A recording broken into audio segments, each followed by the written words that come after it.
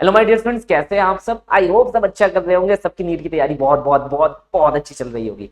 तो बच्चों, मैं आप लोगों के लिए लेकर आया हूँ सबसे ज्यादा इंपॉर्टेंट वीडियो, जिसके बारे में तुम लोगों ने सोचा भी नहीं होगा। असर्शन रीजन की। बायो में तुम लोग बहुत समझते रहते हो असर्शन रीजन असर्शन रीजन, और फिजिक्स में जब वो दो क्वेश्चन आ जाते हैं असर्शन रीजन के, तो या तो वो तुम टिक करते हो या फिर टिक नहीं करते हो। इसी कंफ्यूजन में क्या करते हो, क्वेश्चन को छोड़ देते हो। अगर क्वेश्चन को अटेम्प्ट कर लेते हो तो यार फिर मन में मलाल रहता है कि यार या तो सही होगा या तो गलत होगा। गलत हो गया तो और ज्यादा डर लगता रहता है कि यार गलत हो गया, हट यार, यार ये वजह थी, इतनी प्रिमिटिव वजह थी, यार मैंने क्या गलती कर दी, है ना। तो वही वीडियो मैं लेकर आया हूं। यहाँ पर हर एक चैप्टर के असर्शन रीजन मैंने करवाया, हर एक इंपॉर्टेंट टॉपिक से कि भैया इस टॉपिक का असर्शन रीजन आ सकता है। तो हर एक चैप्टर मतलब तुम्हारा यूनिट्स एंड मेजरमेंट से लेके पूरा एंड तक, सेमीकंडक्टर तक सब कवर कर दिया, चैप्टर वाइज कवर कर दिया, टॉपिक वाइज बिल्कुल सारे के सारे तुम्हें मिल जाएंगे। वही असर्शन रीजन तुम्हें करने हैं ताकि तुम्हारे नंबर नीट के अंदर आ सके। अच्छा, मैं एक चीज और बता दूं, मेरे पास ना एक क्वेरी आ रही थी। कई सारे बच्चे थे, वो कह रहे कि सर एक बात बताइए, ये जो नया रेसिडेंशियल प्रोग्राम निकला है, ये रेसिडेंशियल प्रोग्राम है क्या, किस बारे में है ये रेसिडेंशियल प्रोग्राम। तो एक बार मैं थोड़ी सी इंसाइट तुम्हारे को दे देता हूँ इस रेसिडेंशियल प्रोग्राम के बारे में। देखो, सबसे पहली बात है, तुम्हारे को इस वेबसाइट पर आना है anandmani.in पर। फिर जब जैसे ही तुम इस पर आ जाओगे, नीचे जाना, यहाँ पर तुम्हारे को रेसिडेंशियल स्कूल के बारे में लिखा हुआ मिल जाएगा। ये वाली, ये देखो, रेसिडेंशियल स्कूल, ठीक है। तो इसके अंदर जब तुम आओगे रेसिडेंशियल के अंदर, ठीक है, अब वो तुम देख लेना कि तुम्हारे को कौन सा वो चाहिए, कोर्स चाहिए। तो रेसिडेंशियल के अंदर जब तुम आओगे तो तुम्हारे को पूरा का पूरा कोर्स रिटर्न मिल जाएगा। यहाँ पर सारे की फीचर्स मिल जाएंगे देखने के लिए कि भाई तुम्हारे लिए क्या है इंपॉर्टेंट, क्या नहीं है, वो तुम यहाँ पर से पढ़ सकते हो, वो इन्फॉर्मेशन तुम्हें मिल जाएगी। लेकिन मैं तुम्हारे को यहाँ पर बता दूं, अब जैसे फॉर एग्जांपल क्या होता है, डाउट आते हैं, गूगल गूगल करते रहते हैं हम, इधर उधर से डाउट ढूंढने की कोशिश करते हैं, या तो आंसर सही होगा या गलत होगा, उसमें भी फिर हम फंसे रहते हैं कि भाई इस वेबसाइट से देखा तो आंसर सही है, इस वेबसाइट से देखा तो आंसर गलत है। इस चीज में हम फंसे रहते हैं, टाइम वेस्ट हो जाता है।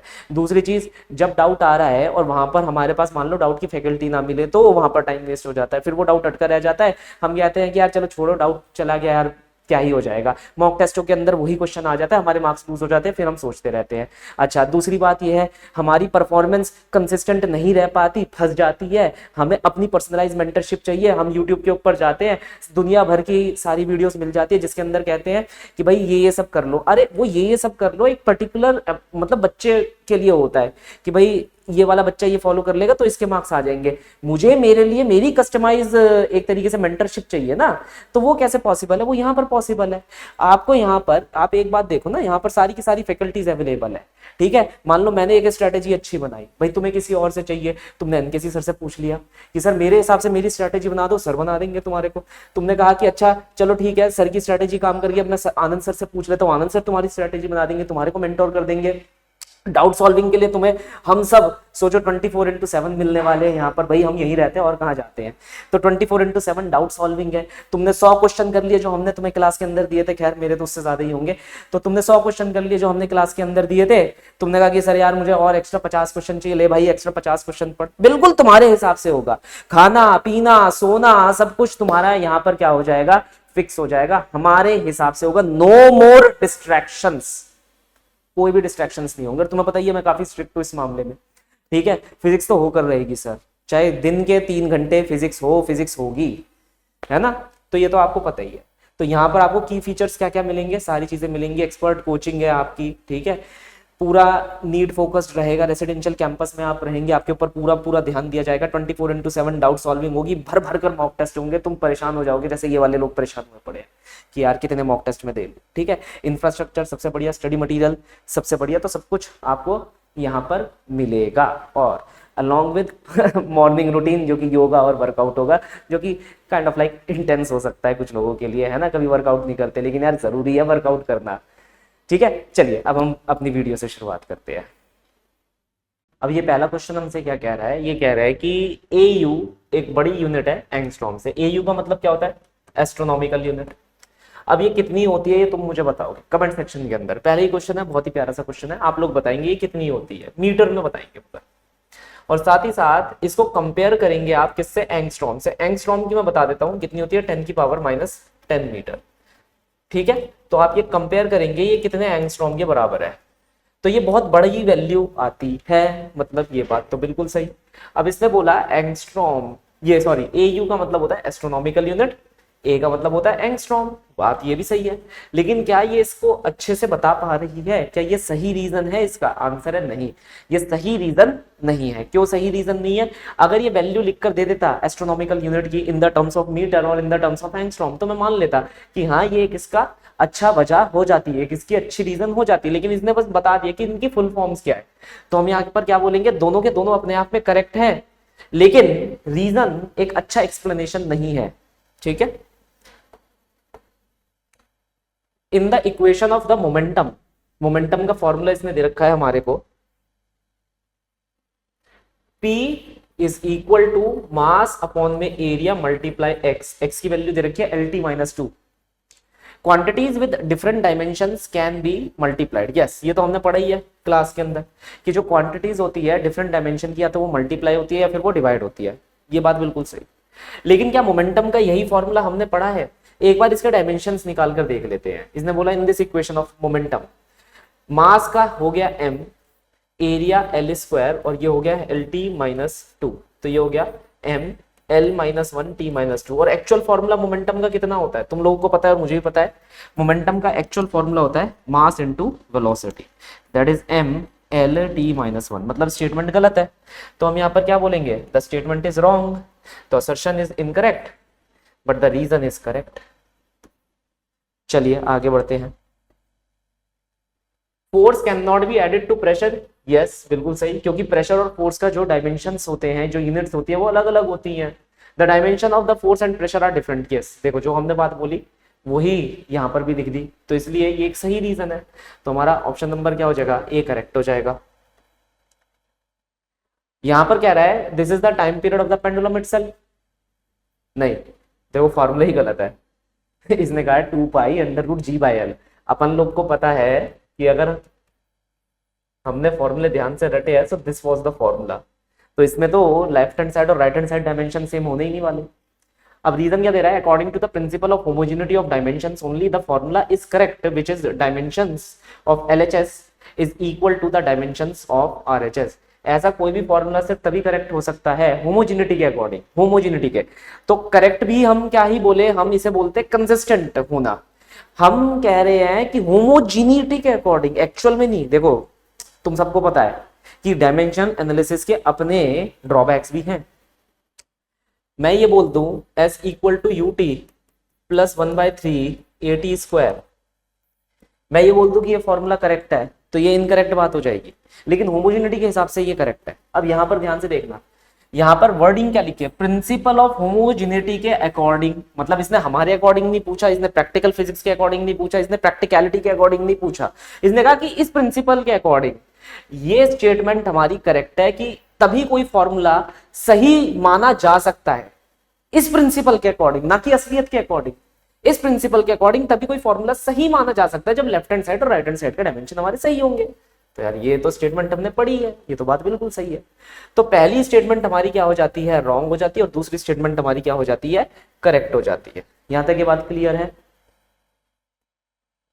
Motion in a straight line, the speedometer of an automobile measure average speed, नहीं इंस्टेंटेनियस स्पीड मेजर करता है। भाई तुम एक काम करना, स्कूटी वूटी के ऊपर, ठीक है, गाड़ी के ऊपर ऐसा ड्रुम ड्रुम करके आगे बढ़ना, तो वो क्या मेजर करेगा, वो यही तो मेजर करेगा इस वक्त इस समय क्या स्पीड है तुम्हारी। मानते नहीं मानते? Average velocity is equal to the total displacement पर इन टोटल टाइम टेकन, ये तो फॉर्मूला ही है। तो मतलब ये तो हो गई गलत, ये हो गई सही, ये वाला है ऑप्शन। ठीक है sir. An object can have constant speed but variable velocity, अब ये सोचना पड़ेगा, हो सकता है ऐसा। यूनिफॉर्म सर्कुलर मोशन, भाई इसके अंदर स्पीड कांस्टेंट होती है, वेलोसिटी डिफर करती है, क्योंकि वेलोसिटी एक वेक्टर क्वांटिटी, और वेक्टर क्वांटिटी डायरेक्शन वाइज अगर डिफर कर जाए तो वेरिएबल हो जाती है। तो वेलोसिटी के तो डायरेक्शन अलग अलग है, कभी भाई +i कैप है, कभी +j कैप है, कभी -j कैप है, कभी -i कैप है, क्योंकि वो वेक्टर है। सही है, बात तो सही कह रहा है। चाहे वेरिएबिलिटी सिर्फ और सिर्फ डायरेक्शन वाइज भी हो, क्योंकि दो टाइप की वेरिएबिलिटी हो सकती है ना, मैग्नीट्यूड और डायरेक्शन। हम हर बार मैग्नीट्यूड को क्यों लेकर चले कि भैया उसी को हम आधार बनाकर चल रहे हैं, नहीं यार, डायरेक्शन भी कर सकता है। अब रीजन लिख रहा है speed is a scalar but velocity is a vector, ये भी सही है। मतलब वेलोसिटी एक वेक्टर है, इसी कारणवश हमारी जो असर्शन है वो हम बता पाए हैं। ठीक है, तो यहां पर ऑप्शन नंबर ए करेक्ट हो जाएगा। भाई यूनिफॉर्म सर्कुलर मोशन होता है, वेलोसिटी एक वेक्टर क्वांटिटी है, इसलिए वो वेरी कर सकती है लेकिन स्पीड कांस्टेंट रहेगी, ऐसा यहां पर इसने रीजन ने बता दिया है। ठीक, बॉडी फॉलिंग फ्रीली में do so with constant velocity, नहीं। अरे अरे फ्री फॉल बॉडी में एक्सेलरेशन की value minus g j cap होती है ना।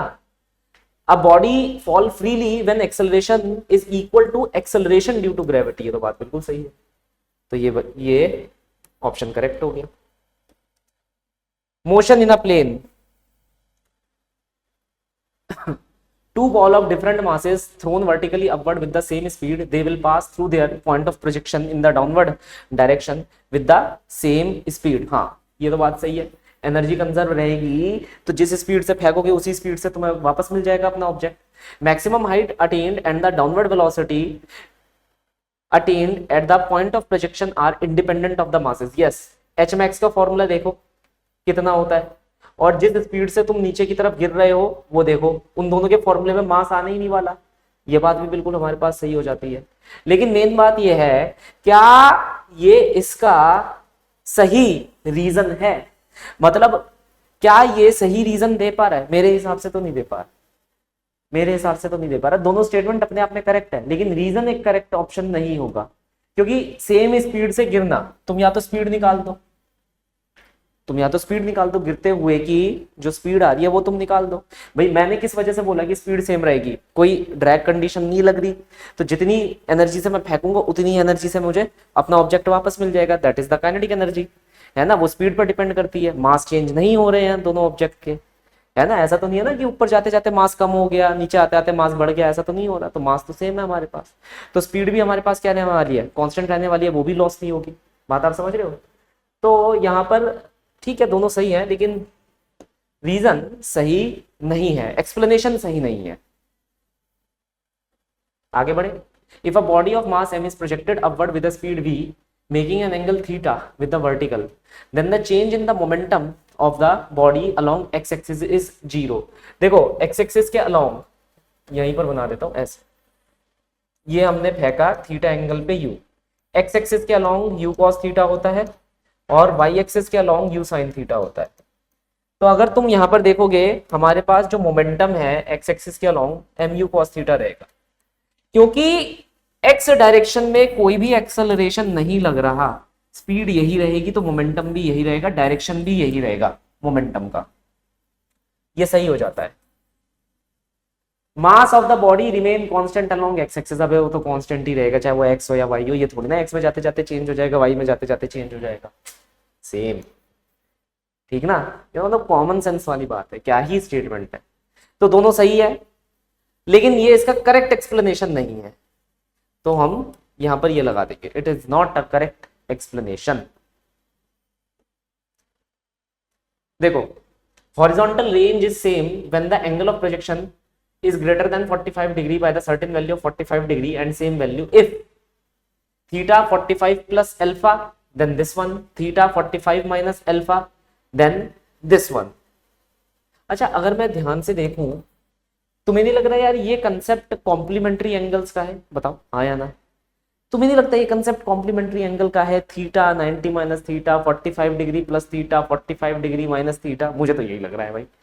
तो यहाँ पर ये कॉम्प्लीमेंट्री एंगल का कंसेप्ट है जिसके अंदर रेंज 1 रेंज 2 के बराबर होती है। अगर यहाँ का एंगल थीटा है तो यहाँ का 90 माइनस थीटा हो जाएगा। अगर यहाँ का एंगल जैसे इसने दे रखा है 45 प्लस थीटा है तो यहाँ का 45 माइनस थीटा हो जाएगा, करके देख लेना अपने आप। तो इसने बोला कि हॉरिजॉन्टल रेंज सेम रहती है अगर angle of projection is greater than 45 by a certain value and less than 45 by a certain value. मतलब कहने का मतलब इसका यही था, बिल्कुल सही। इसने फार्मूला बता दिया और इससे ज्यादा बेहतर क्या चीज होगी। मैं तुम्हें कह रहा था प्रूफ करने के लिए, इसने खुद ही स्टेटमेंट में प्रूफ कर दिया कि देख ले भाई फार्मूला मेरा सेम आ रहा है दोनों एंगल के लिए, तो ये तो बहुत ही अच्छा हो गया। चलो, if there were no gravitational force the path of the projected body will always be a straight line. ये तो बात सही है ना। मान लो यहाँ कोई ग्रेविटी नहीं है, मैंने चीज फेंक कर मारी तो वो चीज नीचे कभी अट्रैक्ट होगी नहीं, वो तो सीधा जिस डायरेक्शन में मैंने उसके ऊपर फोर्स लगाया है उसी डायरेक्शन में वो जाती रहेगी। बात बिल्कुल सही। Gravitational force make the path of the projected body always parabolic, नहीं ये नहीं हो सकता कि जो ग्रेविटेशनल फोर्स होगा वो पाथ को हमेशा पैराबोलिक ही बनाए। देखो सुनो सुनो मेरी बात सुनो, अपन लोग सैटेलाइट वैटेलाइट फेंकते हैं, किसी एक पर्टिकुलर एंगल पर हम सैटेलाइट को प्रोजेक्ट कर देते हैं, करते नहीं करते। अब सैटेलाइट का मोशन जो हो जाता है वो कैसा हो जाता है, कभी सर्कुलर ऑर्बिट में, कभी इलिप्टिकल ऑर्बिट में, खुद सोचो। तो वहां पर क्या वो पैराबोलिक मोशन में है? नहीं यार, मैंने किसी ऑब्जेक्ट को ऐसे करके फेंका, अब जाते जाते वो चक्कर लगाएगा, तो वो चक्कर कैसा भी हो सकता है, सर्कुलर भी हो सकता है, एलिप्टिकल भी हो सकता है। ज्यादा वेलोसिटी से फेंका तो उसकी ट्रेजेक्टरी चेंज कर जाती है, ग्रेविटेशन के अंदर है ना। ये अच्छा होमवर्क है, ये तुम लोगों के लिए एक अच्छा होमवर्क है। तुम लोगों ने एस्केप वेलोसिटी के बारे में तो पढ़ा ही होगा, जरा देखना कि भैया एस्केप वेलोसिटी, ऑर्बिटल वेलोसिटी कितनी हो, क्या हो, सच दैट जो ट्रेजेक्ट्रियां हैं हमारी सैटेलाइट की वो डिफाइंड हो। कब मेरी ट्रेजेक्ट्री सर्कल होगी, कब इलिप्टिकल होगी, कब पैराबोलिक होगी, कब हाइपरबोलिक होगी, ये सब आप लोग देखेंगे, ये होमवर्क रहेगा, ठीक है। अब मेन चीज पर आ जाते हैं। तो इसने कहा कि gravitational force make the path of the projected body always parabolic. हमने एक सैटेलाइट फेंकी, क्या वो पैराबोलिक बना? क्या वो पैराबोलिक बना? नहीं ना, वो बन गया ना सर्कुलर या इलिप्टिकल, जैसा भी उसे ऑर्बिट बनाना था, नहीं बनाना था फिर। तो ये बात गलत हो गई, ये गलत है। तो हम यहाँ पर क्या कहेंगे, असर्शन तो करेक्ट है, रीजन इनकरेक्ट है, ये है। मैंने एक एग्जांपल दिया, वैसे कई सारे केसेस हो सकते हैं, तुम अपने केसेस खुद डिफाइन कर सकते हो। मैंने अपनी समझ बूझ के हिसाब से आपको एक केस दे दिया, कभी तुम कहो अरे नहीं सर एक केस ये भी तो हो सकता है, हाँ हो सकता है, मैं एक केस बता रहा हूं, अपन एक केस बता सकते हैं, okay. Maximum possible height attained by projected velocity is, ये तो फार्मूला ही है, बिल्कुल सही बात है। To attain the maximum height the body is thrown vertically upward, बिल्कुल सही। देखो एच मैक्स का फॉर्मूला हमारे पास था क्या, you square sine square theta upon में 2g। तुम यहां पर 90 डिग्री कर दो, ये एक्सप्रेशन अपने आप मैक्सिमा हो जाएगा, तो दोनों सही है, तो करेक्ट एक्सप्लेनेशन है सर, ठीक है। चलिए, when the range of projectile is maximum the time of flight is largest। कह रहा है जब रेंज ऑफ प्रोजेक्टाइल हमारे पास मैक्सिमम होता है तो जो टाइम ऑफ फ्लाइट होता है वो हमारे पास क्या है सर, लार्जेस्ट है। अच्छा, हमारे पास कब प्रोजेक्टाइल की रेंज मैक्सिमम होती है, जब एंगल की वैल्यू कितनी होती है, 45 डिग्री। तुम एक बात बताओ, क्या यही वाला तुम्हारे पास फॉर्मूला है? अब अगर तुमने यहां पर दो एंगल चूज करे, जैसे मैं यहां दो एंगल चूज कर लेता हूं, एक 45 और एक 90, तुम बताओ टाइम कब मैक्सिमम हो सकता है? टाइम तो साइन के ऊपर डिपेंड कर रहा है ना, टाइम किसके ऊपर डिपेंड कर रहा है, साइन के। और तुम कह रहे हो कि भैया रेंज मैक्सिमम के लिए ये कंडीशन चाहिए होती है। मैं क्या, ठीक है तू ये लगा कर देख ले, मैं तो 90 डिग्री लगाऊंगा, तो मेरी बात बड़ी हो गई ना, ये गलत है, ये क्या हो गई हमारे लिए, गलत हो गई। अच्छा next, range is maximum when the angle is 45, yes ये सही है, तो रीजन करेक्ट है, असर्शन हमारा इनकरेक्ट हो जाता है। लॉज ऑफ मोशन करें। अब देखो क्वेश्चन क्या कह रहा है, बहुत ही interesting question. The two bodies of mass m and m small m are allowed to fall from the same height. If air resistance of each are same, then the bodies will reach the earth simultaneously. जो body होगी वो अर्थ को एक साथ reach out करेगी। चलो पहली statement को हम देख लेते हैं।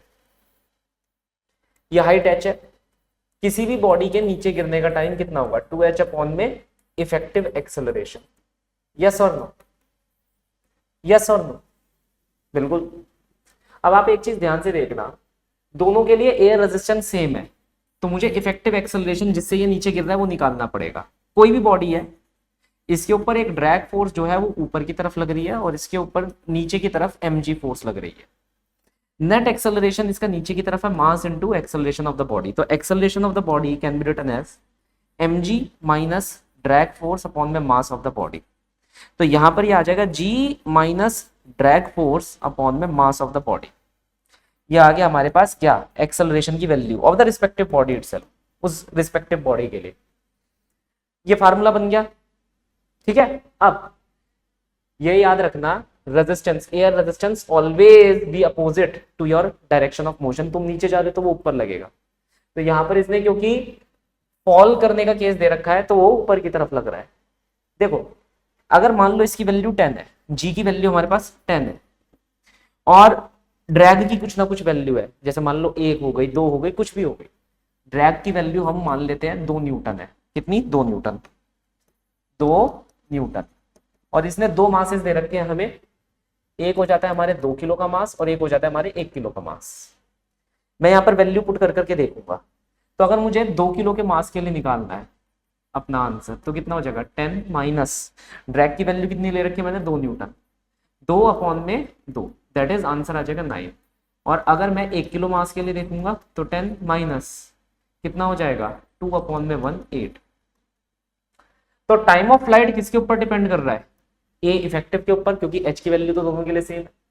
जिसका ए कम होगा उसका टाइम ज्यादा लगेगा। तो यहां पर मुझे ये पता चल रहा है कि यहां पर ये जो छोटे वाला मास है, देखिए ये जो छोटे वाला मास है, इसका एक्सेलरेशन की वैल्यू क्या है? कम। तो ये धीरे धीरे नीचे आएगा, इसका टाइम क्या होगा? ज्यादा होगा। तो हमारे पास ये जो पहली स्टेटमेंट है ये क्या हो गई? हमारी गलत हो गई, रॉन्ग स्टेटमेंट। ठीक है। अब दूसरी statement, for same air resistance acceleration of both bodies will be same. क्या है? एक सेम एयर रेजिस्टेंस के लिए क्या हमारे पास एक्सेलरेशन ऑफ बोथ बॉडीज क्या ये सेम निकल कर आ रही है? आंसर है नहीं, नो। तो इसने फिक्स्ड एयर रेजिस्टेंस दे रखा था, same height if the air resistance for each is the same. हमने सारी कंडीशन यहां पर लेकर देखी, हमारे पास आंसर क्या निकल कर आया? दोनों स्टेटमेंट हमारे पास क्या है? रॉन्ग है। तो असर्शन भी इनकरेक्ट है और रीजन भी इनकरेक्ट है। अब ऐसा है कोई यहां पर assertion is correct, reason is correct? No, नहीं सर, कोई भी ऑप्शन मुझे यहां नहीं दिख रहा। असर्शन भी इनकरेक्ट हो गया और मैंने तुम्हारे सामने प्रूफ करा है, और रीजन भी इनकरेक्ट हो गया।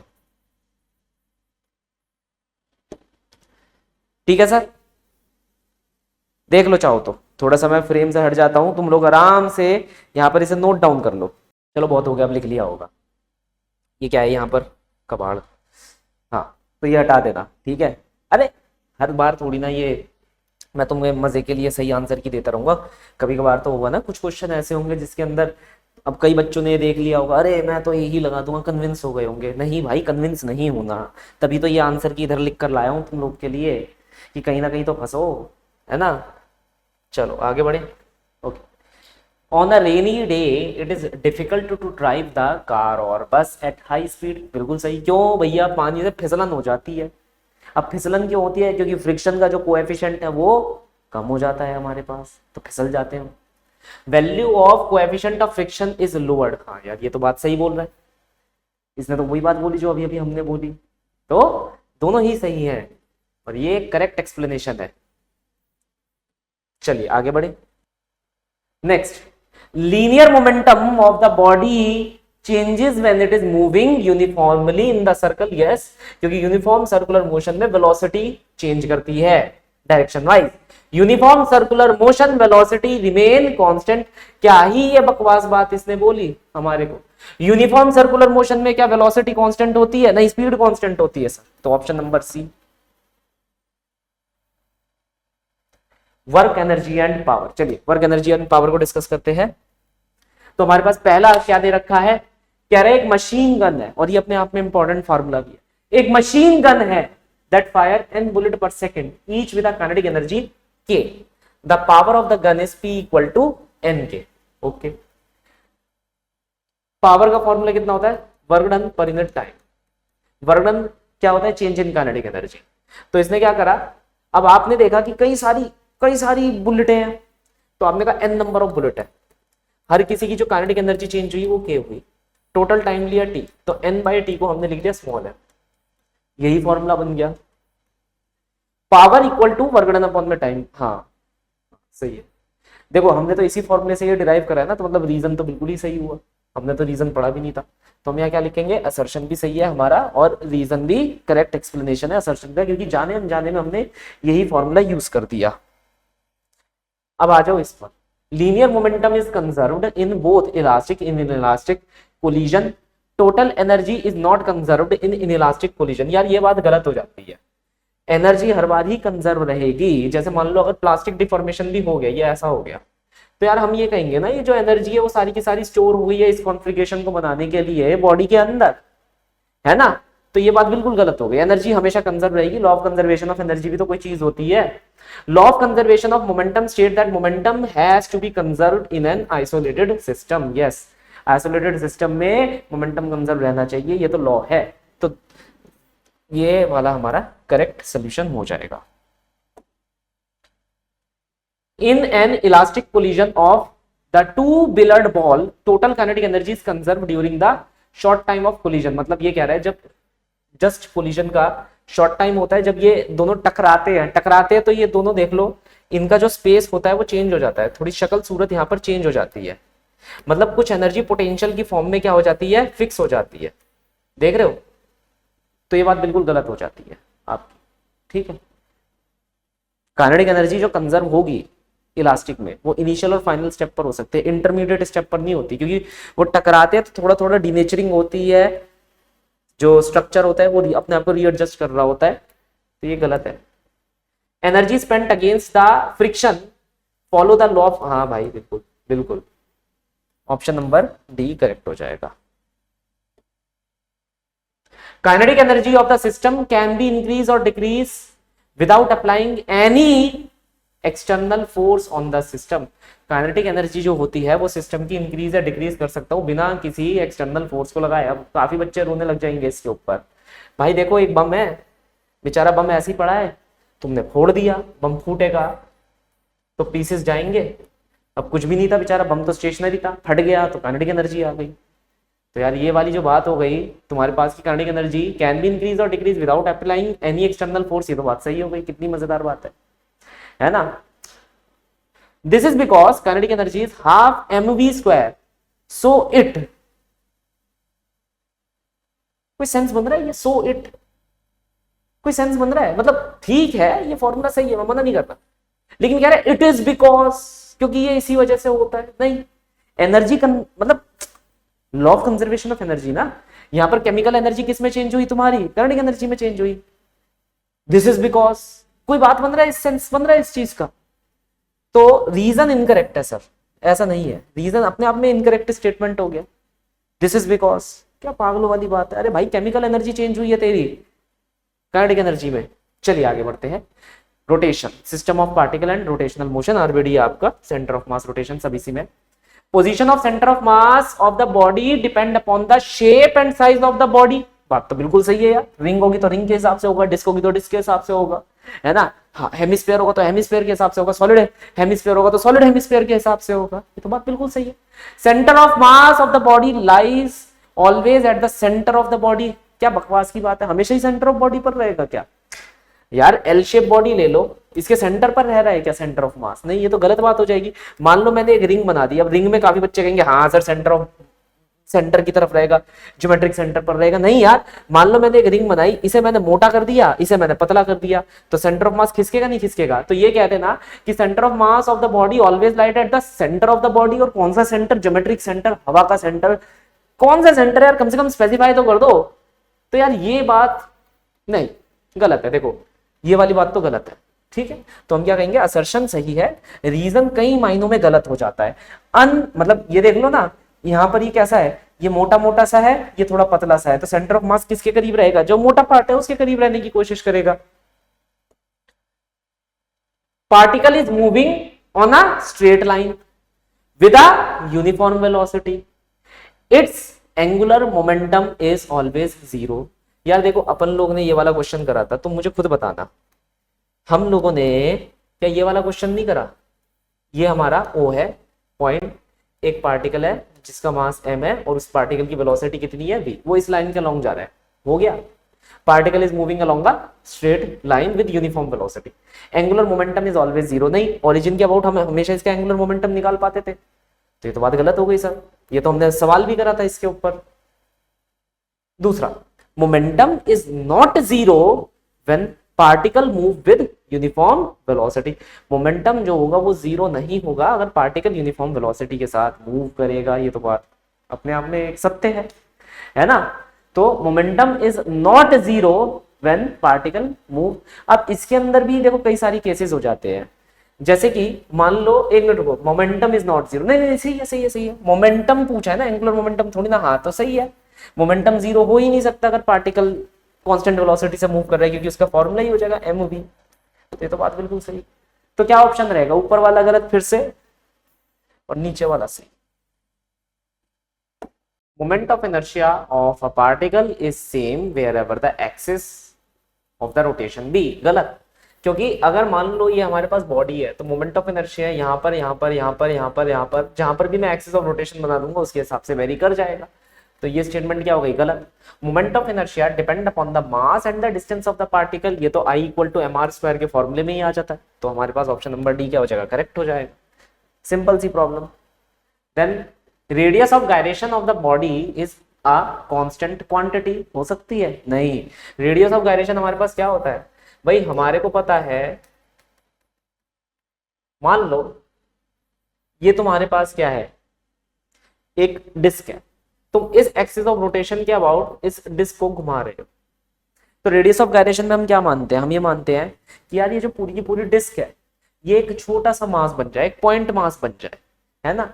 मैं इसे इतना दूर रख दूं अपने एक्सिस ऑफ रोटेशन से, इतना डिस्टेंस दूर रख दूं, के डिस्टेंस दूर रख दूं इस छोटे से मास m को, सच दैट जब मैं इस फार्मूले से आंसर निकालूं m के स्क्वायर, तो मुझे वही आंसर मिले जो मैं तब निकालता जब मैं इसके अंदर पैरेलल एक्सिस थ्योरम निकाल के जो आंसर मेरे को एक्सपेक्टेड होता वो मैं निकालता। जैसे फॉर एग्जांपल इसके अंदर मैं आंसर निकालता, तो अगर इसकी रेडियस r है तो moment of inertia about this axis of rotation will be m into r square upon में 2 प्लस m इंटू यहां से यहां तक का डिस्टेंस है x का होल स्क्वायर। लेकिन मैंने क्या करा, इस बॉडी को कंस्ट्रक्ट करा, एक पॉइंट बनाया, उसे यहां पर रख दिया, के डिस्टेंस की दूरी पर रख दिया।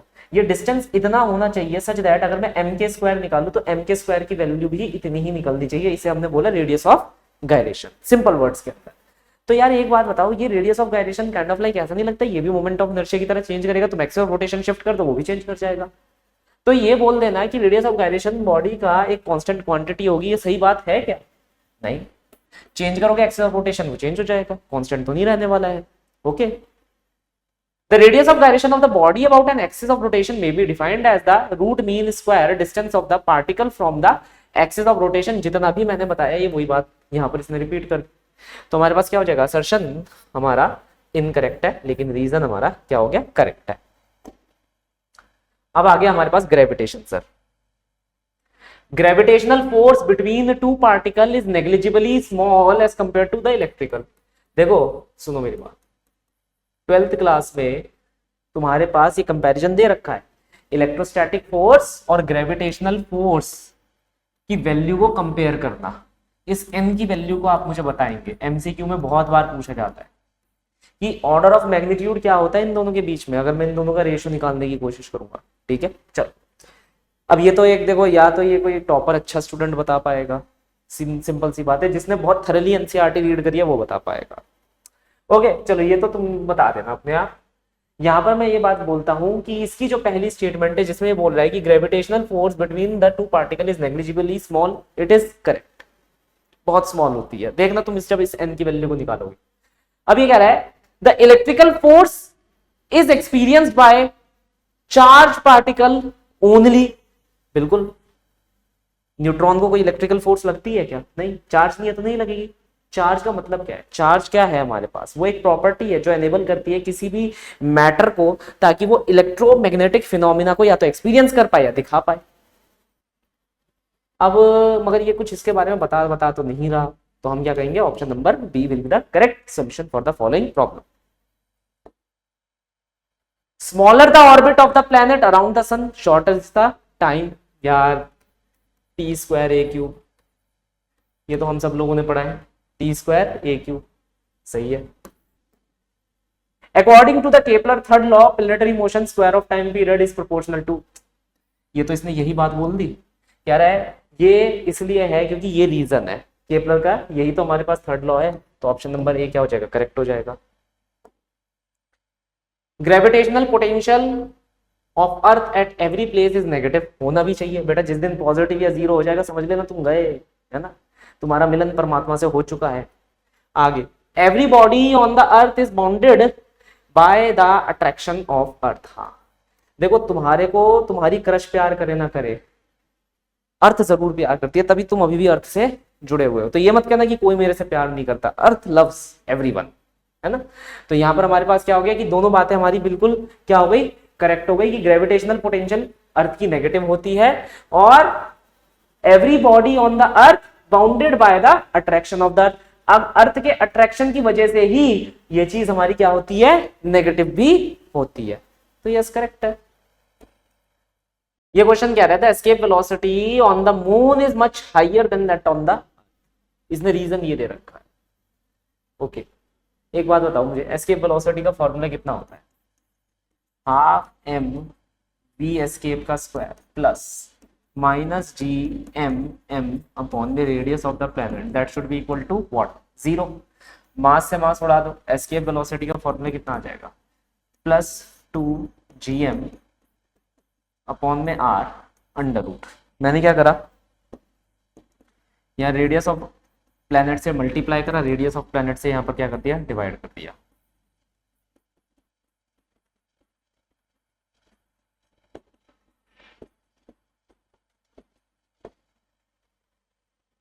मानते नहीं मानते,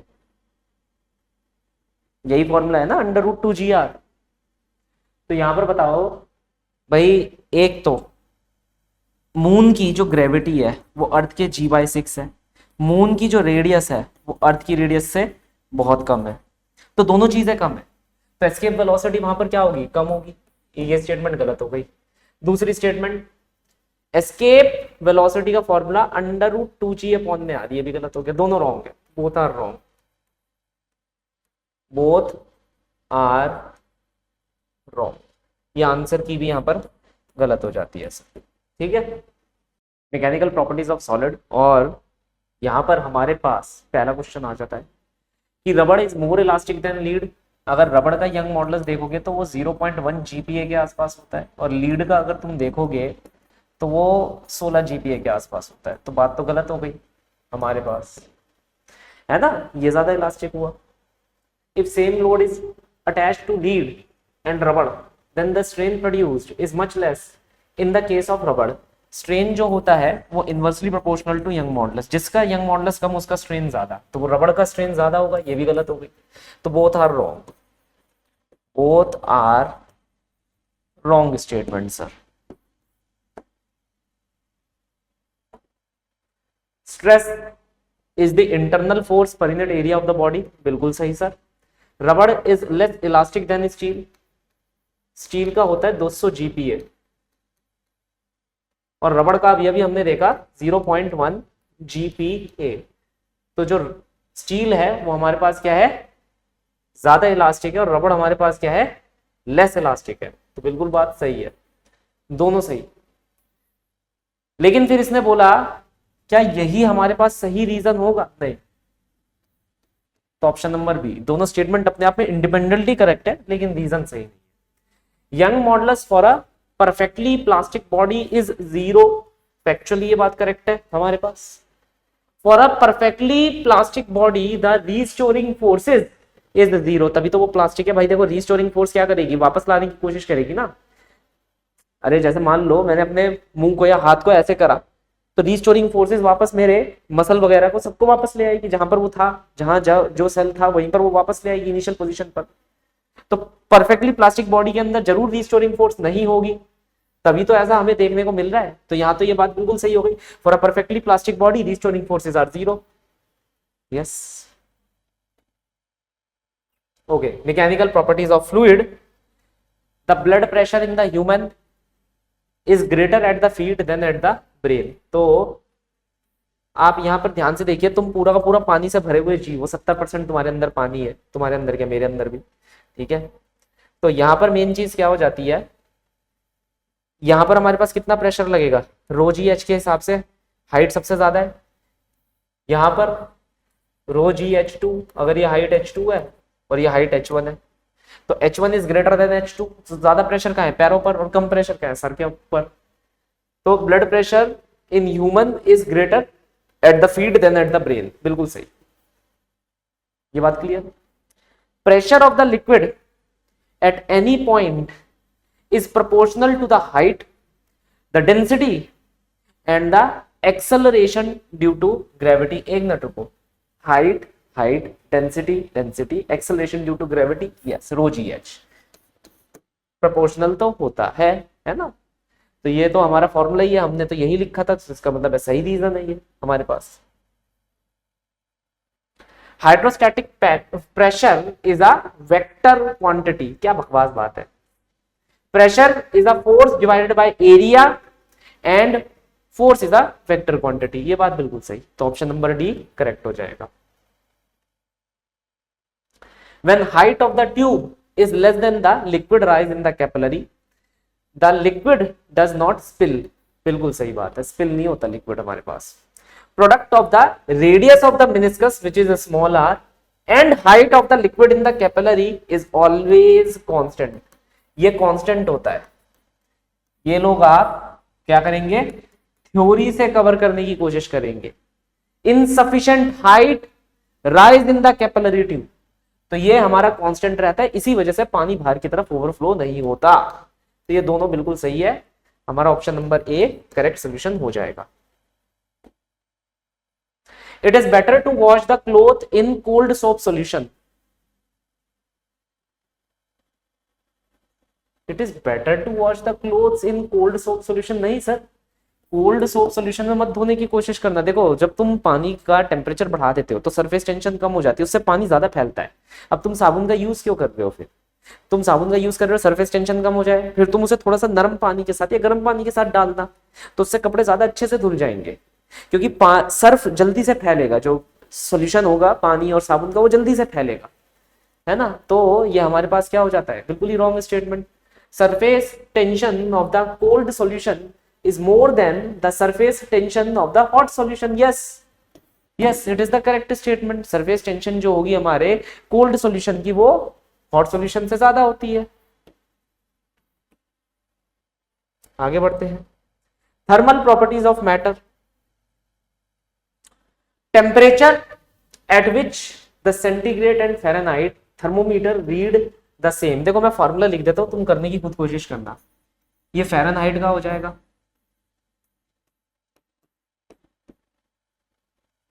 अरे बैक बटन का है, और ये सेंटीग्रेड का हो जाएगा। अब ये कह रहा है एक पर्टिकुलर ऐसा टेम्परेचर है जहां पर ये दोनों वैल्यू सेम है। इस x की वैल्यू आप लोग निकाल लेना और वेरीफाई कर लेना क्या ये बात सही है। There is no relationship between Fahrenheit and centigrade. इसके लिए तो गलत हो गया, ठीक है? तो अब ये देख लेना कि क्या हमारे पास ये जो स्टेटमेंट है ये करेक्ट है या नहीं, क्योंकि एक स्टेटमेंट तो हमारी हो गई है incorrect. It is water over the top of the fire then at the same distance on the sides. कहने का मतलब है ये फ्लेम होती है आपके पास, ठीक है?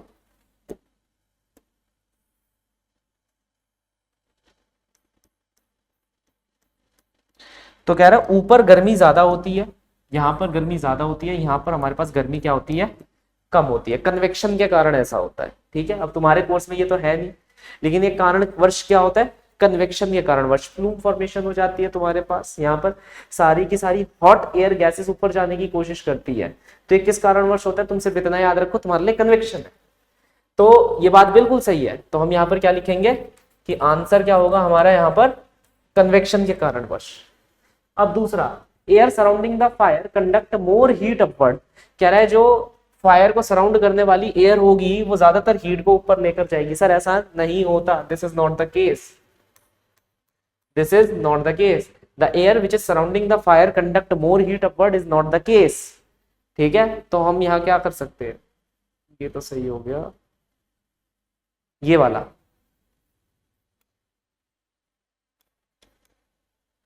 ठीक है? तो ये करेक्ट है, और ये वाली स्टेटमेंट हमारे पास क्या है, इनकरेक्ट है। अब ये वाला क्वेश्चन देखते हैं। क्वेश्चन क्या कह रहा है हमसे, कह रहा है कि एक अच्छा रेडिएटर एक अच्छा एब्जॉर्बर है रेडिएशन का eight a given particular wavelength. किसने बोला था ये, किरचॉफ ने बोला था। बात तो बिल्कुल सही है। रीजन दे रखा है कि किरचॉफ के according absorptivity of a body is equal to its emissivity at a given wavelength. तो यार ये तो बात बिल्कुल सही है। तो यहाँ पर हम क्या कह सकते हैं कि दोनों स्टेटमेंट अपने आप में क्या है, करेक्ट है। Statement 1 and statement 2 is true. Statement 2 is the correct explanation of the statement number 1। Okay, आगे बढ़ते हैं। For higher temperature, the peak emission wavelength of a black body shift toward the lower wavelength. We know that हमारे पास ये law होता है ना? Peak emission wavelength of a black body is proportional to the fourth power of the temperature. मतलब क्या रहा है, peak emission wavelength is proportional to T की पावर 4। अबे ऐसा तो कुछ नहीं होता, हमने तो ये पढ़ा था ना, ऐसा तो कुछ नहीं होता। तो अकॉर्डिंग टू द फॉर्मूला, है ना, विंस डिस्प्लेसमेंट लॉ हमने पढ़ा है, according to the formula lambda T is constant. तो हमारे पास पहला ऑप्शन करेक्ट हो जाता है, दूसरा गलत हो जाता है। तो इसके हिसाब से क्या बैठेगा, statement 1 is true and statement 2 is false. Next, KTG और thermodynamics. Mass of a body will increase when it is heated. Yes, because E equal to mc square। तुमने यहां पर हीट एनर्जी को किस में कन्वर्ट कर दिया, मास में कन्वर्ट कर दिया, इंटर कन्वर्टेबल है। फिर हमसे क्या कहा है, the internal energy of the body increases on heating. Yes, क्योंकि टेम्परेचर तुम बढ़ाओगे and delta U is directly proportional to delta T. बात बिल्कुल सही है, लेकिन यहाँ ये इसका रीजन नहीं दे पा रहा। तो नहीं दे पा रहा तो कौन सा ऑप्शन हो जाएगा, assertion is correct, reason is correct, reason is not a correct explanation. Statement wise individually correct है, लेकिन एक अच्छा तुम कह सकते हो रीजन नहीं है ये। फिर हमारे पास क्या दे रखा है, इसे थोड़ा सा ऊपर हम खिसका लेते हैं। चलो बस इतना ही काफी है। Statement 1, when 1 gram of water at 100 degrees Celsius is converted to steam at 100 degrees Celsius, the internal energy of the system does not change। क्योंकि फेज चेंज कब होता है, जब टेम्परेचर डिफरेंस हमारा 0 होता है। तो टेम्परेचर डिफरेंस 0, तो इंटरनल एनर्जी भी हमारी क्या रहेगी, 0। तो मतलब बात तो ये बिल्कुल सही गई। Statement 2, from the formula delta U equal to nCv delta T, if the temperature of the system remain constant then delta U equal to 0। Yes, यही तो हमने यहाँ पर बोलने की कोशिश करी है ना, हमने तो फॉर्मूला तो यही लगाया है। तो ये स्टेटमेंट भी करेक्ट है, ये रीजन भी करेक्ट है, और ये रीजन एक अच्छा रीजन है हमारी स्टेटमेंट का। तो क्या हो जाएगा हमारे लिए, option number 1 will be the correct solution. Next हमारे पास, work done by a gas in isothermal expansion is more than that of work done by a gas same in the adiabatic expansion. मैंने तुम लोग को graph पढ़ाया था, chapter graph की video में मैंने तुम्हें बताया था एक्सपेंशन कैसे होता है। ये क्या है तुम्हारे पास, आइसोथर्मल एक्सपेंशन। ये कौन सा एक्सपेंशन है, ये एडियाबैटिक एक्सपेंशन है। एरिया अंडर द कर्व किसके ज्यादा आ रहा है, area under the curve isothermal के अंडर ज्यादा आ रहा है। देख लो, एरिया अंडर द कर्व किसके ज्यादा है, आइसोथर्मल के। एरिया अंडर द कर्व किसके कम है, एडियाबैटिक के। एडियाबैटिक का सिर्फ इतना एरिया अंडर द कर्व है। तो अगर तुम कुछ भी देख लो, यहाँ पर एक पर्टिकुलर वॉल्यूम लगा दो, area under the curve for the case of the adiabatic expansion for a particular expansion is less than that of the क्या, हमारा आइसोथर्मल एक्सपेंशन। तो हमारे लिए ये वाली स्टेटमेंट करेक्ट हो जाती है। Temperature remain constant in isothermal, ये तो बात बिल्कुल सही है, but not in the case of adiabatic expansion. तो टेम्परेचर जो होता है हमारा वो कांस्टेंट रहता है किस केस में, आइसोथर्मल एक्सपेंशन के केस में, मगर एडियाबैटिक के केस में वो हमारा कांस्टेंट नहीं रहता। क्या रहता है, delta Q is equal to 0 for the case of the adiabatic one. अब यहां पर इसने बोला कि क्या स्टेटमेंट 2 हमारी स्टेटमेंट 1 के लिए एक अच्छा रीजन है। देखो स्टेटमेंट 1 भी ट्रू है, स्टेटमेंट 2 भी हमारे लिए ट्रू हो जाती है। तो हम यहां पर ये बोलेंगे कि भाई आइसोथर्मल के केस में क्योंकि टेम्परेचर हमारे पास कांस्टेंट होता है ना, तो उसका कॉन्टूर कुछ हमें ऐसा दिखाई देता है।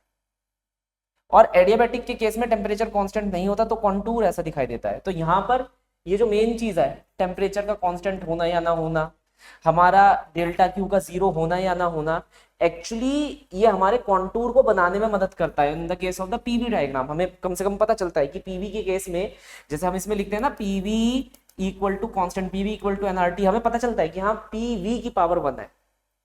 बात आप समझ रहे हो। और फिर हमें इस केस में पता चलता है कि हाँ इस केस में डेल्टा क्यू की वैल्यू 0 है, टी की वैल्यू 0 नहीं है। तो पीवी का कर्व हमारा बिहेव कैसे करेगा, जब हम सारी की सारी इक्वेशन लगा देते हैं, हमने लगा दिया कि भाई C P by C V is equal to gamma, हमने यहाँ पर PV raise to the power gamma को डिराइव करके देख लिया है ना, डेरिवेशन होती है ना कि प्रूफ करो PV raise to the power gamma equal to constant है। तो हम जब वो प्रूफ करते हैं तो उसके अंदर हम सारी चीजें लेकर चलते हैं ना कि भैया टेम्परेचर कांस्टेंट नहीं है, तभी तो हमारी इक्वेशन बन पाती है PV raise to the power gamma. और पहले वाले में PV raise to the power 1 equation कब बन पाती है, जब हमें ये पता चलता है कि भैया टेम्परेचर हमारा कांस्टेंट है। तो ये तो सारी इन्हीं बातों पर डिपेंड करती है ना कि टेम्परेचर इस वाले केस में कांस्टेंट रहता है तो इसका कंटूर ऊपर बनेगा, नीचे वाले केस में नहीं रहता तो कंटूर नीचे बनेगा, क्योंकि it is influencing PV raise to the power n equal to constant equation. और इसी का एरिया अंडर द कर्व हमारे को आंसर देता है। तो दोनों स्टेटमेंट अपने आप में ट्रू है। और स्टेटमेंट 2 एक बिल्कुल करेक्ट एक्सप्लेनेशन है, क्योंकि वो यहां पर इंडिकेट करता है कि कंटूर कैसा बनेगा, जैसा कंटूर बनेगा उसी हिसाब से हमारा आंसर आएगा ऊपर वाला।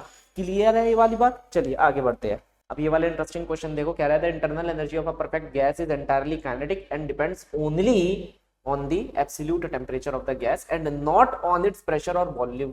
ये बात बिल्कुल सही है, ये तो हमने थ्योरी में ही पढ़ी थी। अपने आप में ये बात पता होनी चाहिए कि सारी की सारी एनर्जी कौन सी होती है हमारे पास, काइनेटिक होती है, और वो किस पर डिपेंड करती है, absolute temperature of the gas पर डिपेंड करती है, ना कि प्रेशर या वॉल्यूम पर। अब दूसरी स्टेटमेंट कह रहा है the perfect gas is heated keeping the pressure constant and later at the constant volume for the same amount of heat the temperature of the gas at constant pressure is lower than that of the constant volume. इसे समझ लो, इसमें कह रहा है तुम्हारे पास दो chamber है, एक में वॉल्यूम कांस्टेंट है क्योंकि तुमने इसे क्लैंप कर रखा है, और एक में प्रेशर कांस्टेंट है।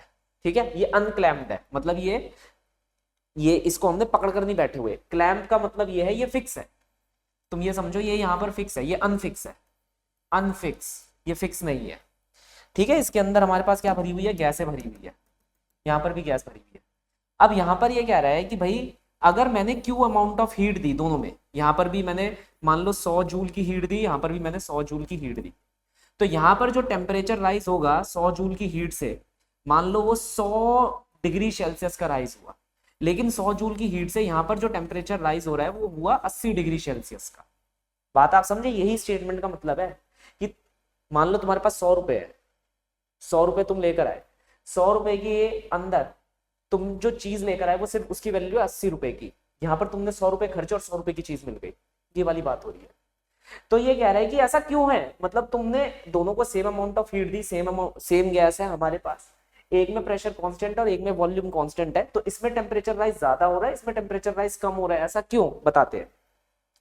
तुम्हें पता है delta U is equal to delta Q minus delta W, है ना। अगर कांस्टेंट प्रेशर प्रोसेस के लिए देखोगे तो डेल्टा डब्ल्यू 0 के बराबर नहीं होता। अब डेल्टा डब्ल्यू 0 के बराबर नहीं होता, इसका मतलब पता है क्या है, जो अमाउंट ऑफ हीट तुम दे रहे हो वो दो पार्ट्स में बट रही है। पहला तुम्हारा वर्गडन करने में, वर्गडन किसके ऊपर हो रहा है, गैस के ऊपर हो रहा है, और दूसरा टेम्परेचर रेज करने में। तो मतलब 100 जूल की जो हीट है उसमें से 20 जूल वर्गडन हो रहा है ताकि ये गैस एक्सपेंड वगैरह कर पाए, है ना, और बाकी का 80 जूल किस काम में आ रहा है, 80 जूल आ रहा है कि भाई हमारा टेम्परेचर को वो राइज करेगा, तो 80 डिग्री का उसने टेम्परेचर राइज कर दिया। अब जब हमारे पास कांस्टेंट वॉल्यूम प्रोसेस हो जाता है, कांस्टेंट वॉल्यूम प्रोसेस में हुआ क्या, डब्ल्यू की वैल्यू कितनी हो गई, 0 हो गई, तो इसका मतलब है सारी की सारी हीट किस में कन्वर्ट हो रही है, इंटरनल एनर्जी में, और वो क्या करेगा, टेम्परेचर को राइज करेगा, बस बात खत्म। तो यहाँ 100% हीट टेम्परेचर राइज करने में यूज हो रही है, और यहाँ पर हीट का कुछ पार्ट वर्गडन करवाने में यूज हो रहा है, तो वो वेस्ट हो जाता है। तो ये वाली स्टेटमेंट भी हमारी क्या हो जाती है, करेक्ट हो जाती है, लेकिन ये इसका सही रीजन नहीं हो जाता। तो हम यहाँ ऑप्शन क्या लगाएंगे, बी ऑप्शन लगाएंगे। Oscillations, sine and cosine function are periodic function, sine और कोसाइन फंक्शन जो होते हैं हमारे पास पीरियोडिक फंक्शन होते हैं, बात तो बिल्कुल सही है। Sinusoidal function repeat itself after a definite interval of time, क्योंकि वो पीरियोडिक होते हैं तो वो अपने आप को क्या करते हैं, डेफिनाइट इंटरवल ऑफ टाइम के बाद रिपीट करते हैं, क्योंकि वो अपने आप को डेफिनाइट इंटरवल ऑफ टाइम के बाद रिपीट करते हैं तभी हम उन्हें पीरियोडिक भी बोलते हैं, ये करेक्ट है। Simple harmonic motion is to and fro and periodic, yes, simple harmonic motion एक तरीके का क्या है, to and fro oscillatory motion होता है, और हर ऑसिलेटरी मोशन पीरियोडिक होता है, बिल्कुल सही। कह रहा है the velocity of the particle v equal to omega के square minus x square where x is the displacement. के बारे में इसने कुछ बता नहीं रखा, के बारे में इसने देखो, के फोर्स कांस्टेंट होगा तो ये स्टेटमेंट अपने आप रॉन्ग हो जाएगी। तो असर्शन करेक्ट है, लेकिन रीजन हमारा इनकरेक्ट है, वैसे भी इनकरेक्ट है। Graph of the total energy of particle in SHM with respect to the position is a straight line with zero slope। Total energy का ग्राफ तो एक स्ट्रेट लाइन ही होता है, ये तो बात इसने हमारे को क्या करा, बिल्कुल सही बोल। Total energy of the particle remain constant through out the motion. देखो ना, खुद सोचो, ये हमारी क्या थी, पोटेंशियल एनर्जी, ये हमारी क्या थी, काइनेटिक एनर्जी। इन दोनों को जोड़े थे तो क्या बन गया था, टोटल एनर्जी। तो सही है, तो असर्शन हमारे पास क्या हो जाता है, करेक्ट है, और रीजन भी हमारे पास क्या हो जाता है, करेक्ट है। तो ए ऑप्शन हमारा करेक्ट हो गया। In the SHM the kinetic and potential energy become equal when the displacement is 1/√2 times of the amplitude. Kinetic energy का फॉर्मूला बताओ कितना होता है, 1/2 m omega square a square minus x square. इसने बोला डिस्प्लेसमेंट की value 1/√2 of amplitude. Potential energy का formula, और x की वैल्यू कितनी है, a/√2। k का फॉर्मूला कितना हो जाता है हमारे पास भाई, ओमेगा का फॉर्मूला कितना होता है, √k/m। k का फॉर्मूला कितना हो गया, ओमेगा स्क्वायर m। तो m omega square m omega square multiply a square by 2। तो ये तो दोनों फॉर्मूले सेम है, तुम्हारे पास ये बात तो सही आ गई। In the SHM kinetic energy is 0 when potential energy is maximum, ये बात भी सही है, लेकिन इसका सही रीजन थोड़ी ना है। Option number B. Waves waves waves waves waves waves, बहुत इंपॉर्टेंट चैप्टर। क्या कह रहा है, sound wave is an example of longitudinal wave. बिल्कुल सही sir, sound wave longitudinal wave का ही एक एग्जांपल है।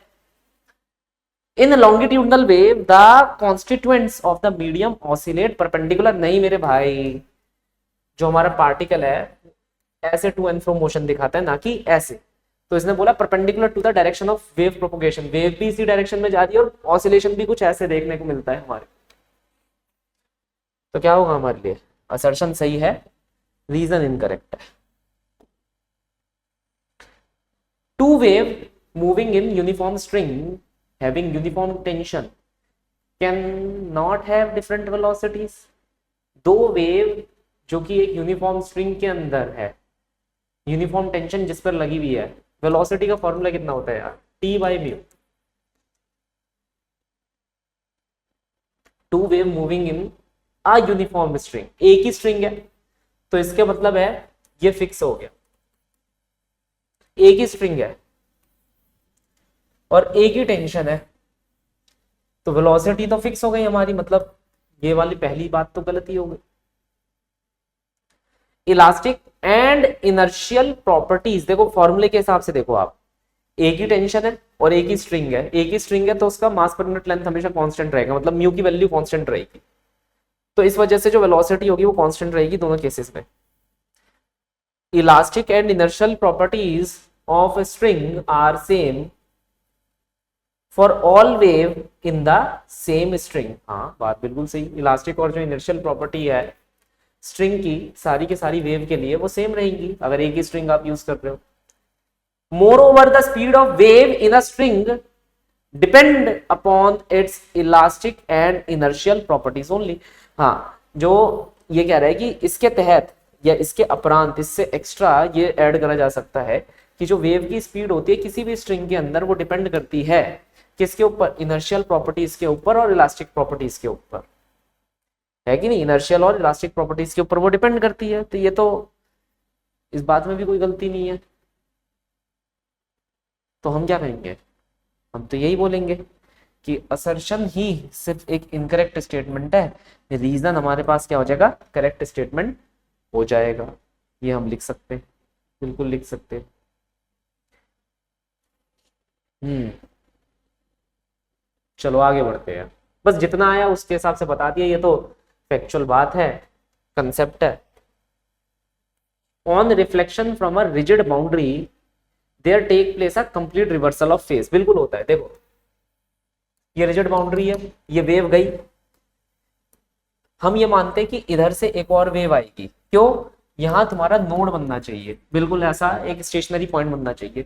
तो ये वेव को ये वेव कैंसिल करेगी, तभी तो यहाँ पर क्या होगा, स्टेशनरी नोड पॉइंट बनना स्टार्ट होगा। तो इसलिए जब टकराते हैं रिजिड बाउंड्री से, ये इस तरफ चली जाती है, ये इस तरफ आ जाती है, तो फेस चेंज पाई का हमें देखने को मिलता है। तो हम ये बोलेंगे कि हमारे पास, ये वाली बात तो इसने बिल्कुल सही बोली, on reflection from a denser medium, both particle and velocity, both the particle velocity and the wave velocity are reversed in sign।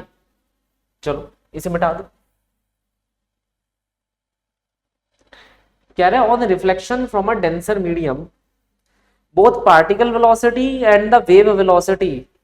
अब देखो हमारे पास ये जो दीवार थी, तुम्हें नहीं लगता ये डेंसर मीडियम ही था, हम ज्यादा कुछ नहीं जानते, हम इतना ही जानते हैं, हम इसी पर काम करेंगे।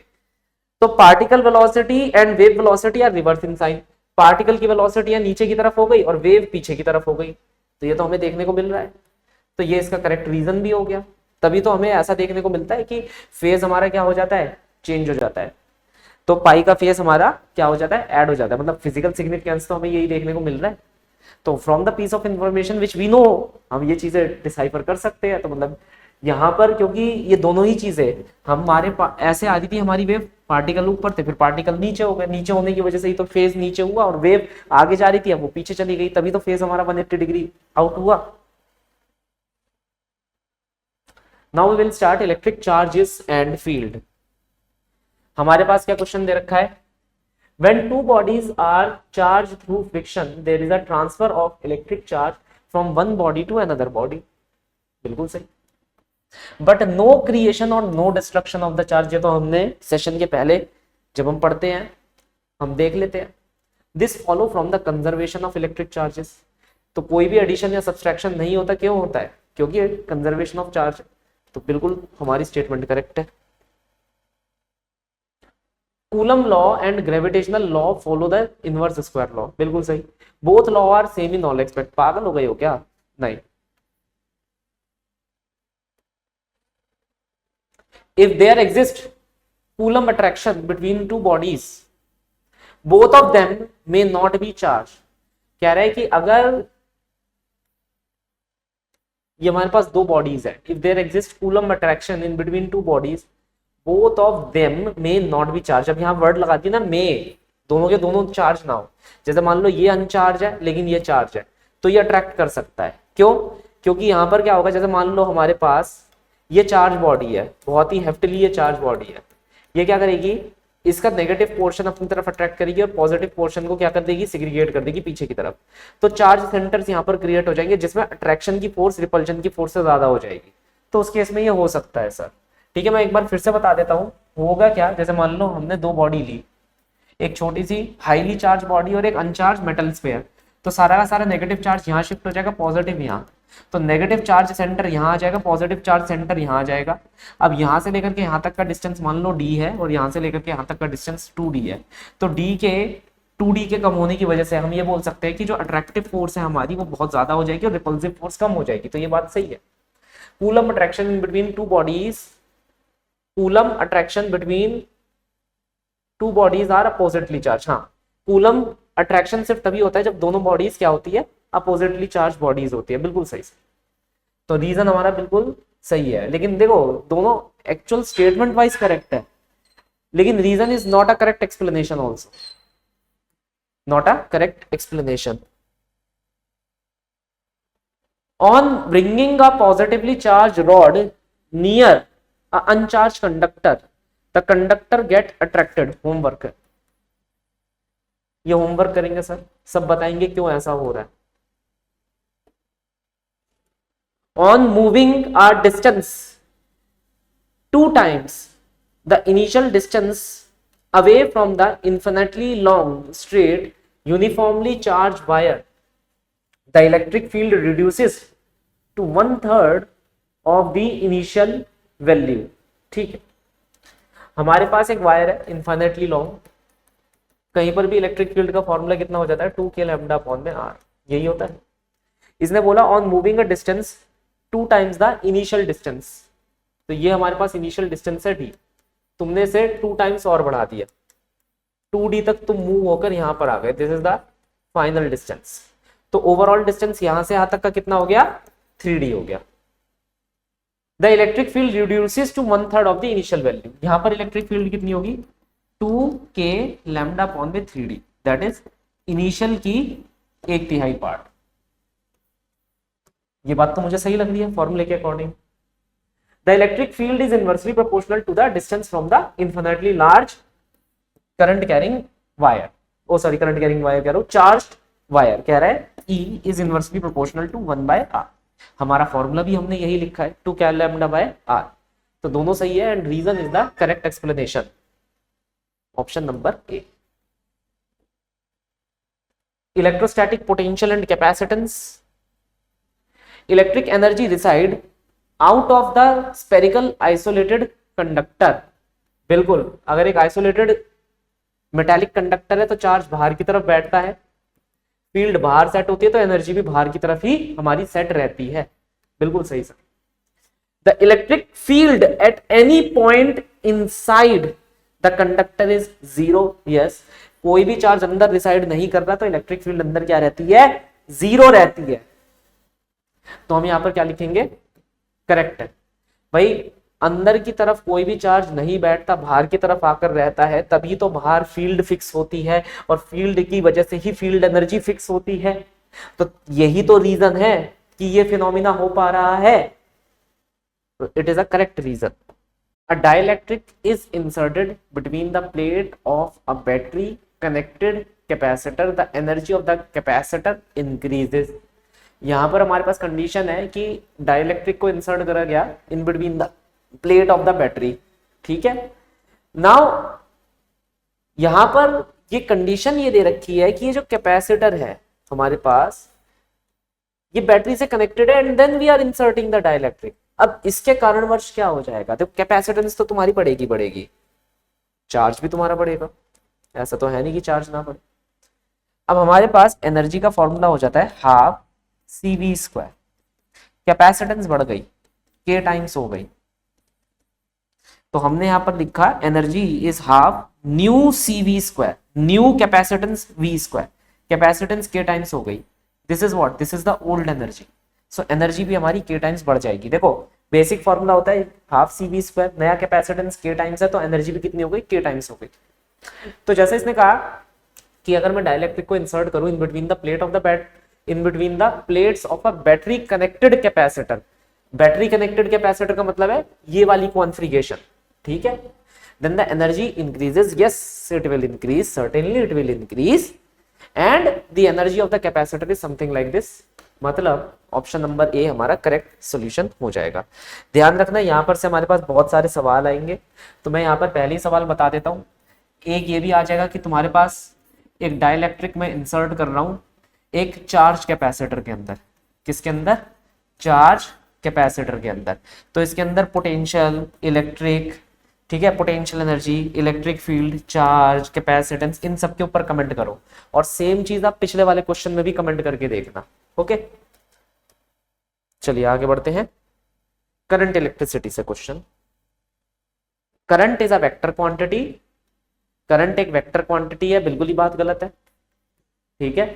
Current has magnitude as well as direction, देखो करंट के पास मैग्नीट्यूड तो होता है, ये बात पक्की है, लेकिन हम ये नहीं कहेंगे कि उसके पास डायरेक्शन, ये नहीं कहेंगे, एज वेल एज डायरेक्शन ये नहीं है, क्यों, करंट एक स्केलर क्वांटिटी है, जिस डायरेक्शन में तार होता है उसी डायरेक्शन में हमारा करंट फ्लो करेगा, तो करंट के पास खुद का कोई डायरेक्शन नहीं है, that is defined by this wire only, this wire define the direction of current, ये बात समझो। अगर मैंने इस वायर को ऐसे मोड़ दिया तो करंट ऐसे जाएगा, ऐसे मोड़ दिया तो ऐसे जाएगा, मैंने यहाँ हाइयर पोटेंशियल लगा दी, यहाँ लोअर पोटेंशियल लगा दी तो करंट ऐसे फ्लो करेगा, मैंने यहाँ हाइयर लगा दी, यहाँ लोअर लगा दी तो करंट ऐसे फ्लो करेगा। तो तुम्हें लगता है कि क्या ये स्टेटमेंट पूरी की पूरी करेक्ट है, करंट के पास मैग्नीट्यूड हो सकता है लेकिन उसके पास खुद का कोई डायरेक्शन नहीं होता, बात आप समझे। अब जैसे फॉर एग्जाम्पल तुम भी देखते हो हॉरर मूवीज के अंदर वो जो बाथ टब होता है जहां पर वो अभिनेत्री नहाने जाती है, अचानक ही उसके अंदर टोस्टर गिर जाता है, मुझे नहीं पता वो किचन से टोस्टर वहां पर कैसे आ गया, बस वो आ गया, शायद भूत उसे लेकर आया होगा, भूत को भूख लगी होगी, तो भूत उसे गिरा देता है और उसे करंट लग जाता है। अगर करंट के पास डायरेक्शन होता है ना, और वो कहीं से भी छुए, बाथटब में वो कहीं से भी छुए, करंट लग जाता है। ऐसे ही खंबे होते हैं भाई, बारिश आ रही होती है, लोग चपेट में आ जाते हैं, करंट की चपेट में आ जाते हैं। भाई अगर करंट का एक डायरेक्शन होता तो शायद इधर वाला व्यक्ति चपेट में आता, सारे के सारे व्यक्ति चपेट में कैसे आ रहे हैं। बात आप समझे, करंट का कोई डायरेक्शन नहीं होता, डायरेक्शन बनाना पड़ता है। करंट बिल्कुल ऐसे ही है जैसे पानी का ग्लास तुमने भरकर रख दिया और उसे टॉपल कर दिया तो पानी हर जगह फैल जाएगा, उसका कोई डायरेक्शन नहीं है, सिर्फ मैग्नीट्यूड है।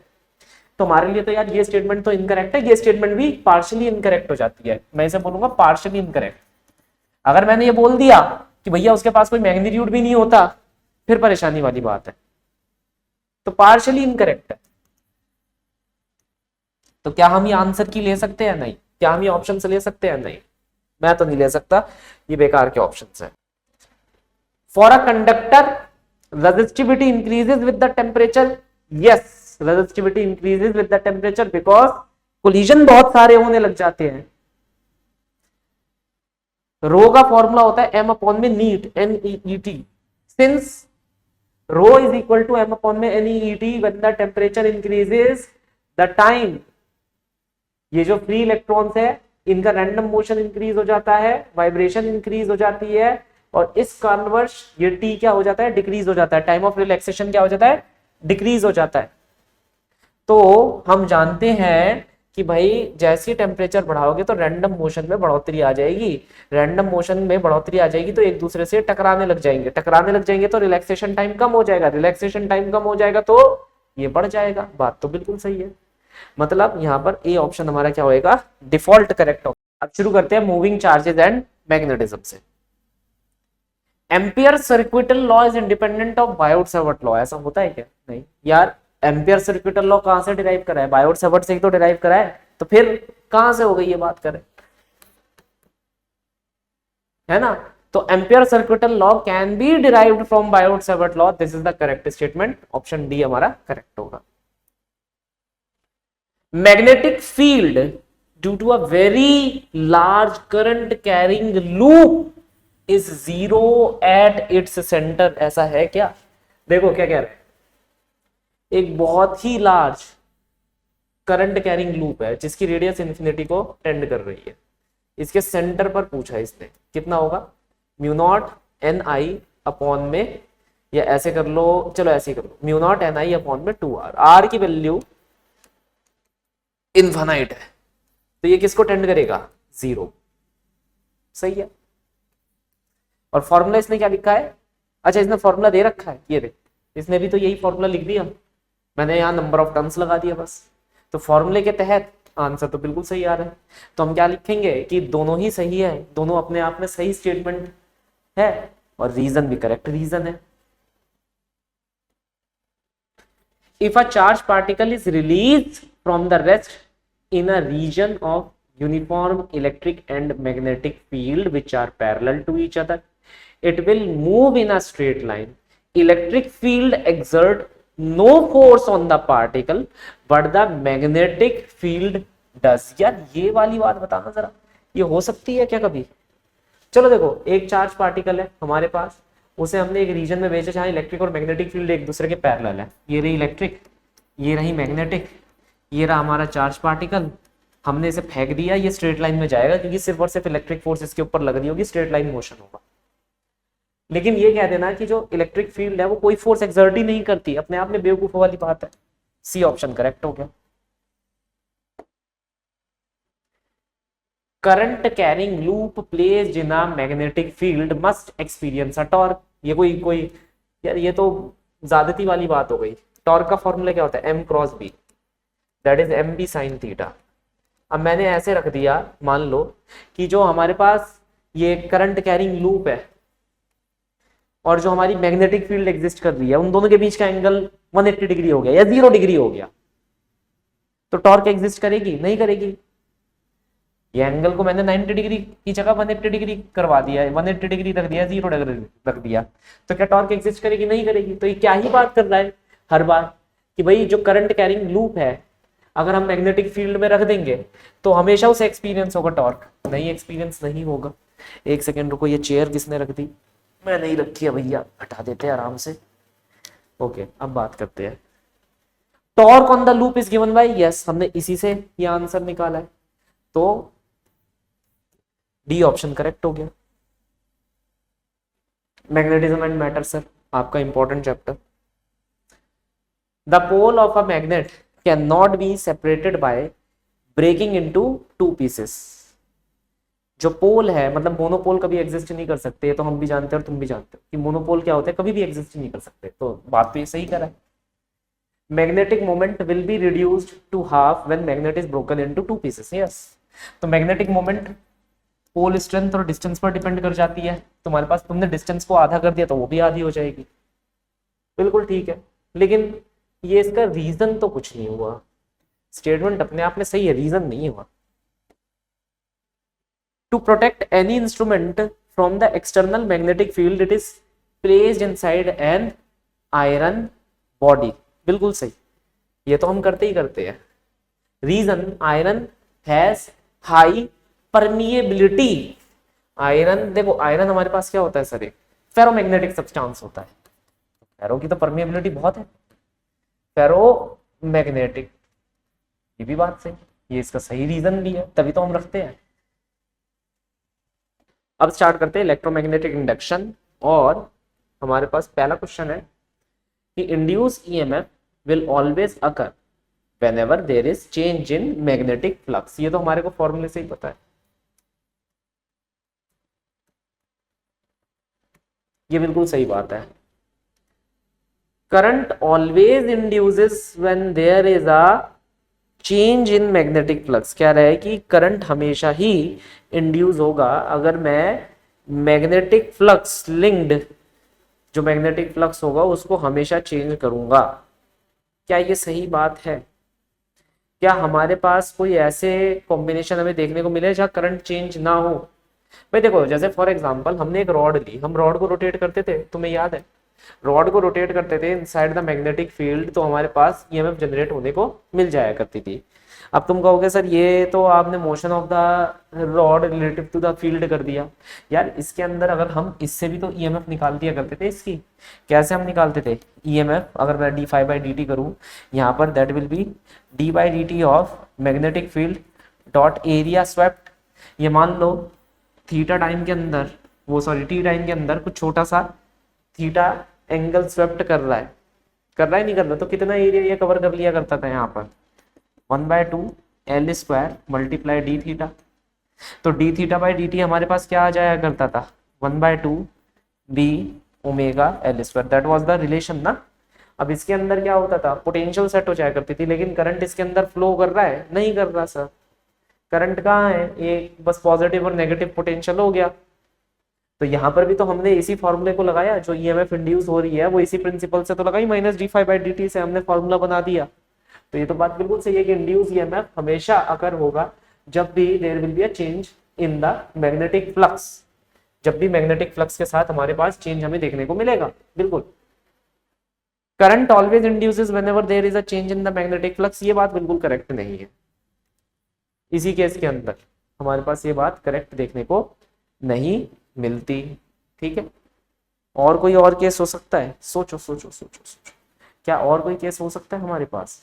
अगर हम मान लो बहुत ज्यादा भी सोचते हैं, थोड़ा और सोचा हमने, तो हम इस पॉइंट पर भी पहुंच सकते हैं कि यार जैसे मान लो ये है, ये अनक्लोज्ड रिंग है, अनक्लोज्ड रिंग है, और इस अनक्लोज्ड रिंग के में मतलब थोड़ा सा छोटा सा गैप है, बहुत छोटा सा गैप, इसके साथ लिंक्ड फ्लक्स में चेंज करूं, जैसे मैं magnetic field with respect to time change कर दूं या कुछ भी है, इसको चेंज करने की कोशिश करूं, होगा क्या? इसके अंदर ईएमएफ जनरेट हो जाएगी, पक्की बात है ईएमएफ इसके अंदर जनरेट होगी, लेकिन करंट फ्लो नहीं होगा क्योंकि ये क्लोज सर्किट नहीं है। बात आप समझे? तो यहां पर भी क्लोज सर्किट नहीं था, तो मैंने दो सिस्टम लिए, उन्हीं जिन पर हम न्यूमेरिकल कर चुके हैं उन्हीं पर लिए, ज्यादा पर नहीं ले रहा, और ये बात अपने आप ही निराधार सबूत हो रही है कि भाई नहीं आ रहे। तो आंसर है सी। Faraday law are the consequences of the conservation of the energy itself. In a purely resistive AC circuit, the current lag behind the EMF. नहीं, नहीं सर, फेराडे लॉ जो है वो कॉन्सिक्वेंसेज है कंजर्वेशन ऑफ एनर्जी के, ऐसा किसने बताया था हमारे? बिल्कुल भाई, देखो फेराडे ने कहा था कि अगर तुम फ्लक्स को चेंज करोगे तो ईएमएफ जनरेट होगी, मतलब तुमने कुछ श्रम करा, श्रम के कारण वर्ष पोटेंशियल डेवलप हुआ जिससे तुम एनर्जी इकट्ठा कर सकते हो। तुमने अपनी मैकेनिकल एनर्जी को किस में कन्वर्ट कर दिया? इलेक्ट्रिकल एनर्जी में कन्वर्ट कर दिया। तो फेराडे लॉ जो है वो कॉन्सिक्वेंसेज ही तो है कंजर्वेशन ऑफ एनर्जी के, कि तुमने मैकेनिकल एनर्जी को किसमें कन्वर्ट करा सर? तुमने मैकेनिकल एनर्जी को कन्वर्ट करा अपनी इलेक्ट्रिकल एनर्जी को ऑब्टेन करने के लिए, तो यस वो है। तो कौन सा ऑप्शन सही हो जाएगा? ए सही है, सी ऑप्शन सही हो गया। EMF can be induced by moving a conductor in a magnetic field. EMF इन, हाँ बिल्कुल, मान लो मेरे पास एक कंडक्टर है, मैं मैग्नेटिक फील्ड के इनसाइड से v वेलोसिटी से चलाऊं तो मोशनल EMF जनरेट हो जाएगी। And EMF can be induced by changing the magnetic field. अभी थोड़ी देर पहले हमने यही देखा था, मैग्नेटिक फील्ड को with respect to time change करूंगा, टाइम वेरिंग मैग्नेटिक फील्ड के हिसाब से भी EMF जनरेट हो सकती है। तो हमारे पास दोनों ही स्टेटमेंट अपने आप में करेक्ट है, लेकिन ये इसका सही रीजन नहीं है।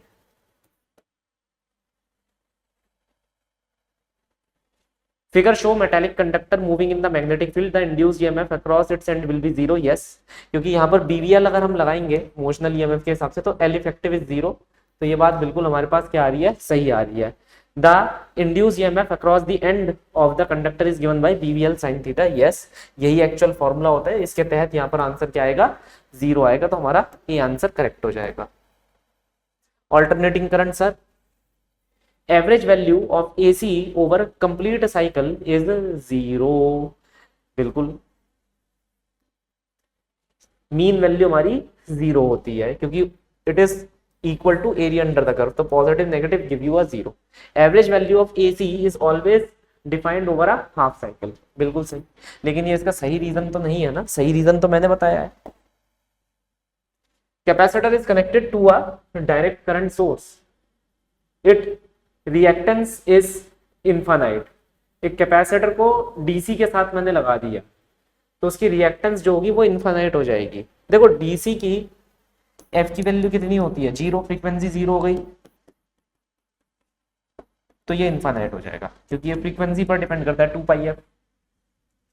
तो हमारे पास ये सही आ गया। और ये देखो एक्सी का उसने फॉर्मूला भी लिख रखा है जो मैंने लिखा है, तो ये ऑप्शन करेक्ट हो गया। Purely inductive or capacitive circuit, the current is referred to as wattless current. In a purely inductive or capacitive circuit, the current is referred to as wattless current. No power is dissipated in the inductive or the, देखो यार simple सी बात है, purely inductive या capacitive circuit के अंदर ये phase रहता है, पावर का ये फॉर्मूला होता है IRMS VRMS cos फाई। अब फाई की वैल्यू तुम्हारे पास क्या रहेगी? हमारे पास 90 डिग्री। तो यार वाटलेस का मतलब क्या है? पावर ही जनरेट नहीं होने दे रहा, तभी तो वाटलेस है। बिल्कुल सही सर, ये भी सही है हमारे पास, ये भी सही है, रीजन भी सही है। Electromagnetic wave, electromagnetic wave carry energy and momentum. बिल्कुल सही। Electromagnetic wave can be polarised. बिल्कुल सही, लाइट होती है ना, तो बी ऑप्शन करेक्ट हो जाएगा। रीजन एक अच्छा रीजन नहीं है। Infrared radiation plays an important role in maintaining the average temperature of the earth. बिल्कुल सही। Infrared radiation are sometimes referred to as heat wave. बिल्कुल सही, लेकिन एक अच्छा रीजन थोड़ी ना हो जाएगा भाई, नाम से मैं कैसे बोल दूं कि भाई इंफ्रारेड रेडिएशन यही काम करती है ना, बात है ना। जैसे आइसलैंड में घास है, ग्रीनलैंड में आइस है, तो तुम समझ ही पा रहे हो, नाम थोड़ी ना दर्शन करा सकता है कि वो क्या काम कर रहा है क्या नहीं कर रहा। यहाँ पर बस नाम लिखकर बोल दिया कि इंफ्रारेड हीट वेव है, इंफ्रारेड हीट वेव है, ना हो फिर तुम क्या कर लोगे? तो नाम से थोड़ी ना तुम बता सकते हो कि कोई चीज है या फिर नहीं है। आई होप समझ रहे होंगे तुम। तो ये मैं बी लगाऊंगा। Ray optics and optical instruments, चलिए इसके ऊपर शुरू करते हैं क्वेश्चन। यहाँ पर हमारे पास क्वेश्चन क्या दे रखा है कि the focal length of a convex mirror will increase if the mirror is placed in the water. ये बात अपने आप में ही क्या हो जाती है? गलत हो जाती है। पानी में रखने से कोई फर्क नहीं पड़ने वाला। The focal length of the convex mirror of radius r is equal to r/2। ये बात तो सही हो गई, तो ऑप्शन नंबर डी करेक्ट हो गया। An object is placed at a distance f from the convex mirror of focal length f its image is will form infinity. तो भैया मैं पहले ये वाला फॉर्मूला लगा दूं, उसके बाद हम पहले वाली स्टेटमेंट को वेरीफाई कर लेंगे। तो यहाँ पर हमने लिखा 1/v प्लस 1 में u। u इसने बोला आपने f पर रख दिया, हमने रख दिया। और फोकल लेंथ हमारे पास क्या होती है, पॉजिटिव होती है। तो हमें आंसर मिल रहा है f/2 का। तो इसका मतलब ये हुआ, ये बात तो गलत हो गई। इसने कहा इन्फिनिटी पर कहीं फॉर्म होगा, सर इन्फिनिटी पर तो फॉर्म ही नहीं हो रहा फॉर्मूला यूज करने पर। दूसरा, the distance of image in convex mirror can never be infinity. जो डिस्टेंस होगा इमेज का इन the case of the convex mirror वो कभी इन्फिनिटी नहीं होना चाहिए। चलो एक काम करते हैं हम, ये हमारे पास पोल है और ये हमारे पास इन्फिनिटी है। एक बार मैंने u की वैल्यू को मान लो -इन्फिनिटी रखा। अगर मैंने u की वैल्यू को -इन्फिनिटी रखा तो 1/v plus 1/u equal to 1/f करा, तो v की वैल्यू मेरे पास f के बराबर आ रही है, ठीक है। और कहीं पर भी रख दिया in between infinity and pole, मैंने यहाँ पर कहीं पर भी रख दिया। कहाँ रखूँ, f पर रखूंगा। अगर u की वैल्यू मैंने -f रखी तो v की वैल्यू f/2 आ रही है। चलो और कम कर देते हैं, पोल और फोकस के बीच में रख देते हैं। तो मान लो मैंने ये -f/2 रख दिया। अगर ये -f/2 रखूंगा तो अभी भी v मेरा इन्फिनिटी नहीं आएगा। अगर आप यहाँ पर फॉर्मूले लगाओगे तो चेक कर लेना, इसमें v की वैल्यू एक फाइनाइट वैल्यू आएगी। तो ये बात हमारी बिल्कुल क्लियर हो गई कि मैं यार यहाँ से लेकर के यहाँ तक के बीच में कहीं पर भी ऑब्जेक्ट रख कर देख लूँ, कभी भी मेरा आंसर इन्फिनिटी आने ही नहीं वाला, v की वैल्यू मेरी इन्फिनिटी आने ही नहीं वाली। तो असर्शन तो सही है लेकिन रीजन, वो सॉरी असर्शन तो गलत है लेकिन रीजन हमारा सही है, स्टेटमेंट वाइज सही है। When a convex lens of mu 3/2 of focal length is dipped in the water, the focal length will become 4/3f। अच्छा चलो, फोकल लेंथ का फॉर्मूला होता है mu -1 1/r1 1/r2। तो 1/f mu -1, म्यू की value कितनी है। अब देखो यहाँ पर इसने बोला पहले से कि जब कन्वेक्स लेंस को, जिसकी फोकल लेंथ f है, उसे पानी में डिप करा, तो यहाँ पर ये जो म्यू है ये हमें लिखना पड़ेगा क्या, इसका खुद का mu, that is mu of glass of the convex lens upon में 4/3। 4/3 क्या है, वाटर का रिफ्रैक्टिव इंडेक्स। तो ये जो फोकल लेंथ हम निकाल रहे हैं, ये कहाँ की फोकल लेंथ हम निकाल रहे हैं, ये वाटर की निकाल रहे हैं, जब वाटर में हमने रख दिया। और जब एयर में हम रखेंगे तो ये आंसर हमारे पास कितना आएगा, 3/2 -1 1/r1 -1/r। तो मेरे पास यहाँ दो इक्वेशन हो गई। ये मेरी इक्वेशन नंबर क्या हो गई, 2, और ये मेरी इक्वेशन नंबर क्या हो गई सर 1। इन दोनों को डिवाइड कर दो, 2/1 कर दो, तो ये आएगा 2/1 f of water f of air, ये कैंसिल आउट हो जाएंगे। तो मैंने 2/1 करा है, ध्यान रखना इसे करना। ये कितना हो जाएगा 9/8। तो 9/8, अरे मैं गलती तो नहीं कर रहा, 2/1 है ना। अच्छा पहले ये आएगा, पहले ये वाली आएगी, तो ये कितना हो जाएगा 1/2 1/r1 -1/r2। और नीचे हमारे पास कितना आ जाएगा 8 9। तो 9/8 -1 1/8। थोड़ा सा संभल के कैलकुलेशन करना भाई आप सब, ये कैंसिल हो जाएगा। तो f ऑफ वाटर कितना निकल कर आ रहा है 4 times of f of air. अच्छा तो इसका मतलब है ये वाली स्टेटमेंट हमारे पास क्या हो गई, रॉन्ग हो गई। नेक्स्ट क्या लिखा है, focal length of a convex lens in the water is 4f। Yes, मतलब डी ऑप्शन करेक्ट हो जाएगा, फॉर्मूला लगाने से ही आंसर आ गया। ओके आगे बढ़ते हैं। Focal length of equi convex lens, homework, ये आप लोग होमवर्क करेंगे सर। आंसर मैंने लिखा हुआ है, स्लाइडों में ही मिल जाएगा, मगर होमवर्क करेंगे। If the ray are divergent after emerging from a lens then the lens must be concave. देखो ये वाला जो क्वेश्चन है ये सीबीएसई में जब तुम्हारे प्रैक्टिकल नहीं होते तो एग्जामिनर बहुत पूछता है, इसलिए मैंने यहाँ पर डाला है। मैंने सोचा यार उसको वर्डिंग में ही बना देते हैं। तो क्या कह रहा है कि ray are diverging, if the ray are diverging after emerging from a lens then the lens must be concave. देखो ऐसा नहीं होता, मान लो मेरे पास कन्वेक्स लेंस है, कन्वेक्स लेंस है और बाहर मीडियम है, मैंने इसे किस में रख दिया, मीडियम में रख दिया। तुम्हारे पास फोकल लेंथ की क्या वैल्यू होनी चाहिए ताकि वो कनकेव बन जाए? तो तुमने कहा कि सर बस फोकल लेंथ मेरी नेगेटिव होनी चाहिए कनकेव बनने के लिए। अब फोकल लेंथ का फॉर्मूला हमारे पास क्या होता है, mu of glass, mu of lens upon में mu of surrounding minus 1/r1 minus 1/r2। अब सुनो मेरी बात, ध्यान से समझना जरा इस चीज को। मैं ये कहना चाह रहा हूं, ये वाला जो पोर्शन है ये तो पॉजिटिव रहेगा कन्वेक्स के लिए, हमेशा ही पॉजिटिव रहेगा। ये वाला पोर्शन आप नेगेटिव बना सकते हो। कैसे नेगेटिव बना सकते हो? अगर आपकी ये रेशो म्यू एल अपॉन में म्यू एस ये लेस देन 1 हो जाए, that is mu of lens is less than mu of surrounding हो जाए किसी भी कारणवश, तो आपकी वैल्यू एफ की नेगेटिव आ जाएगी। ये तो ज्योमेट्रिकल एक्सपेक्ट हो गया, ये आप कंट्रोल कर सकते हो, इसे आप बना सकते हो। तो यहां पर ये बात कह देना कि लेंस हमेशा कनकेव ही होना चाहिए तभी ये चीज हमारे पास पॉसिबल होगी, ये बात गलत हो गई। मेरे पास कन्वेक्स है, मैंने मीडियम चेंज कर दिया, तब भी मैं इस चीज को पॉसिबल कर सकता हूं। बात आप समझ रहे हैं? दूसरी चीज, convex lens can give diverging रे, इस केस के अंदर बिल्कुल देगा, तो ऑप्शन नंबर डी। अच्छा, नया चैप्टर है wave optics. It is necessary to have two wave of equal intensity to study the interference pattern. गलत, इंटरफेरेंस का मतलब ही है तुम्हारा क्या भाई, देखो हमने इंटरफेरेंस में एक फॉर्मूला पढ़ा था इंटेंसिटी का, तुम ध्यान से समझना, I1 I2 2I1 I2 cos five. यहां पर हमने कहा कितना भी रख दो तुम I1 I2 को, अनइक्वल रख दो, एक को 0 कर दो, एक को ज्यादा कर दो, एक को आधा कर दो और एक को 1/3 कर दो, तो यहाँ पर ये अनइक्वल हो जाए तो चलेगा, हमें कोई फर्क नहीं पड़ता। तो इंटरफेरेंस पैटर्न पढ़ने के लिए जरूरी नहीं कि मेरे पास अनइक्वल ही मतलब इक्वल ही हो, अनइक्वल काम भी कर सकता है। तो ये बात गलत हो गई कि दोनों वेव की जो इंटेंसिटियां होनी चाहिए वो इक्वल होनी चाहिए, ये गलत है हमारे लिए।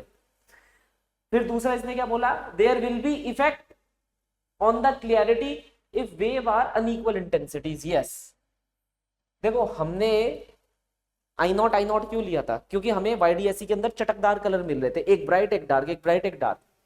थोड़ा सा भी अगर तुम चेंज करोगे तो इंटेंसिटी दोनों की चेंज हो जाएंगी, ब्राइट ब्राइट नहीं रहेगा और डार्कर ज्यादा डार्कर नहीं रहेगा, वो धूमिल डार्कर हो जाएगा, ग्रेइश कलर में आ सकता है।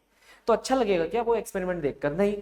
तो यस, अगर तुम ये वाला इंटरफेरेंस करवा रहे हो YDSE के अंदर तो अनइक्वल इंटेंसिटियां हो जाएंगी, उससे अच्छा रिजल्ट हमारे को देखने को नहीं मिलेगा। तो ये तो बात इसने बिल्कुल सही कही प्रैक्टिकल पॉइंट ऑफ व्यू से। देखो वही वाला फॉर्मूला आ गया। अब इस क्वेश्चन को मैं कर सकता हूं लेकिन करने का कोई फायदा रहेगा नहीं, इसे मैं होमवर्क इसलिए दूंगा, पहले समझो इस चीज को, क्योंकि ये क्वेश्चन ऐसा क्वेश्चन नीट के अंदर आना ही आना है। मॉक टेस्ट में देखो तुमने दे रखा होगा, अगर नहीं आया तो फुल मॉक टेस्ट के अंदर आना शुरू हो जाएगा। ये अल्ट्रा इंपॉर्टेंट क्वेश्चन है सर, इससे तुम्हारा असर्शन रीजन भी सही हो जाएगा, फॉर्मूला भी सही हो जाएगा। ये आपको करना है, इसके फॉर्मूले रटने हैं। ये देख रहे हो आई मैक्स आई मिनिमम का फॉर्मूला और जो फॉर्मूला मैंने पीछे करवाया था ये रटना है। और इसी के केस में एक और काम करना आप लोग, जैसे यहाँ पर मैंने एम्पलीट्यूड 1 कर दिया, यहाँ पर मैंने एम्पलीट्यूड 2 कर दिया, तो इसे ले लो 9A0 और इसे ले लो 4A0, कर सकते हो नहीं कर सकते? और यहाँ पर A मैक्स अपॉन में A मिनिमम ले लो। तो इस क्वेश्चन को दो तरीके से करने की कोशिश करना, सिर्फ एक तरीके से करने की कोशिश मत करना। एम्पलीट्यूड की फॉर्म में भी करने की कोशिश करना और इंटेंसिटी की फॉर्म में भी करने की कोशिश करना, ठीक है? ये तो इजी सा क्वेश्चन है, फॉर्मूला बेस है। Interference pattern is made by using yellow light instead of red light, the fringes become narrower. देखो यहां पर हमारे पास फ्रिंज विड्थ होती है d lambda by D, beta lambda पर डिपेंड कर रहा है, रेड की लैम्डा येलो की लैम्डा से बहुत ज्यादा होती है, तो इसका मतलब है beta for the red is more greater than beta for the yellow. तो हम यहाँ पर क्या कह सकते हैं, फ्रिंज नैरो तो हो जाएगी, बिल्कुल सही। अच्छा, रीजन इसने क्या देखा, in the YDSE fringe width is given by, देखो ये तो फॉर्मूला ही दे दिया, अभी अभी हमने इसी से तो एनालिसिस करा है, तो मतलब आंसर क्या हो जाएगा, A. Dual nature important chapter. In the process of photoelectric emission all the emitted electron do not have same kinetic energy. यार ये बात बिल्कुल सही है। कौन कितना कोलिजन में चला गया, किसने कितने कोलिजन दिखा दिए, वो तो सबके अपने इंडिविजुअल के ऊपर है ना। यहाँ पर कोलिजन फैक्टर आ जाएगा, सब एनर्जी उतनी ही एब्सॉर्ब करेंगे। जो तुम लोग ये पढ़ते हो, आइंस्टाइन ने जो ये बोला था, आइंस्टाइन ने बोला था मैं आपको ये नहीं बता सकता कि एक इलेक्ट्रॉन के पास कितनी काइनेटिक एनर्जी होगी, ये बता सकता हूं उसके पास मैक्सिमम इतनी काइनेटिक एनर्जी हो सकती है अगर वो कोई भी कोलिजन में ना जाए, अगर वो कोई भी कोलिजन ना दिखाए तो ये मैक्सिमम है। इट इज नॉट कि यही एनर्जी इलेक्ट्रॉन के पास होगी, कोलिजन हो गया तो कम हो सकती है, तो हर एक के पास अलग होगी, क्योंकि एक बार कोलाइड हो गया तो दो बार कोलाइड हो गया, ऐसे चलता रहेगा। अब क्या लिखा है, if radiation falling on the photosensitive surface of the metal consist of different wavelength, then energy acquired by the electron absorbing the photoelectron of different wavelength shall be different. Yes, it can be. ठीक है, इसने कहा कि अगर मैं इस फॉर्मूले को थोड़ा सा चेंज कर दूं, तो यहां पर अगर मैं लैम्डा वेरी कर रहा हूं या कह लो फ्रीक्वेंसी वेरी कर रहा हूं, है ना, इसने अलग अलग लैम्डा के लिए पूछा है, तो जो आपके पास काइनेटिक एनर्जी निकल सकती है absorbing the photon of different wavelength shall be different. The radiation falling on the photosensitive material surface of the metal consists of different wavelength than the energy acquired. तो ये जो एनर्जी एक्वायर करेंगे हमारे photo electron, वो हर एक wavelength के लिए क्या होगी, डिफरेंट होगी, क्योंकि फॉर्मूले के अंदर तुम वेवलेंथ चेंज करो तो मैक्सिमम काइनेटिक एनर्जी हर एक इलेक्ट्रॉन की क्या हो जाएगी, चेंज कर जाएगी। बात तो ये भी सही कह रहा है, गलत भी नहीं है, ये तो इसी इक्वेशन पर हो गई। लेकिन क्या ये किसका सही रीजन है, in the process of photo electric emission on the emitted, नहीं, देखो इसका रीजन कोलिजन्स था, यहाँ कई कोलिजन के बारे में चर्चा नहीं हुई है, तो मैं ये कहूंगा स्टेटमेंट सही है, रीजन अच्छा नहीं है, तो इसमें हम बी पर ताला लगाएंगे। चलिए आगे बढ़ते हैं। थ्रू कह रहा हूं मैं, दो, अरे भाई मैं विलियम शेक्सपियर नहीं हूं तो माफ करना, मुझे इतनी अच्छी इंग्लिश नहीं है। दो light of single frequency monochromatic is incident on a metal, the energies of emitted photoelectron are different. yes, अभी अभी हमने देखा कौन कितना कोलिजन में जाएगा वो तो उसके ऊपर निर्भर करता है ना। तो अगर हम यहाँ पर बात कर रहे हैं energies of the different emitted photo electron, वो तो सबका डिफरेंट हो सकता है, सबका अलग अलग हो सकता है। Energy of the electron emitted inside the metal surface is lost in the collision. यार ये देखो, यार कितनी ही बढ़िया बात है, इसने तो वही बात कह दी जो हम थोड़ी देर पहले चर्चा कर रहे थे कि कोलिजन ही वो रीजन है जिस कारणवश हर किसी की एनर्जी क्या हो सकती है, डिविएट कर सकती है, अलग अलग हो सकती है। तो यार ये तो स्टेटमेंट भी करेक्ट है यहाँ पर, तो ये इसका अच्छा रीजन भी हो गया, हम तो ए पर ही ऑप्शन लगा देंगे, आगे ज्यादा पढ़ने की कोई जरूरत ही नहीं है कि नहीं। चलिए आगे बढ़ते हैं। Photo electric saturation current increases with increase in frequency, नहीं सर, इंटेंसिटी पर डिपेंड करता है, गलत है।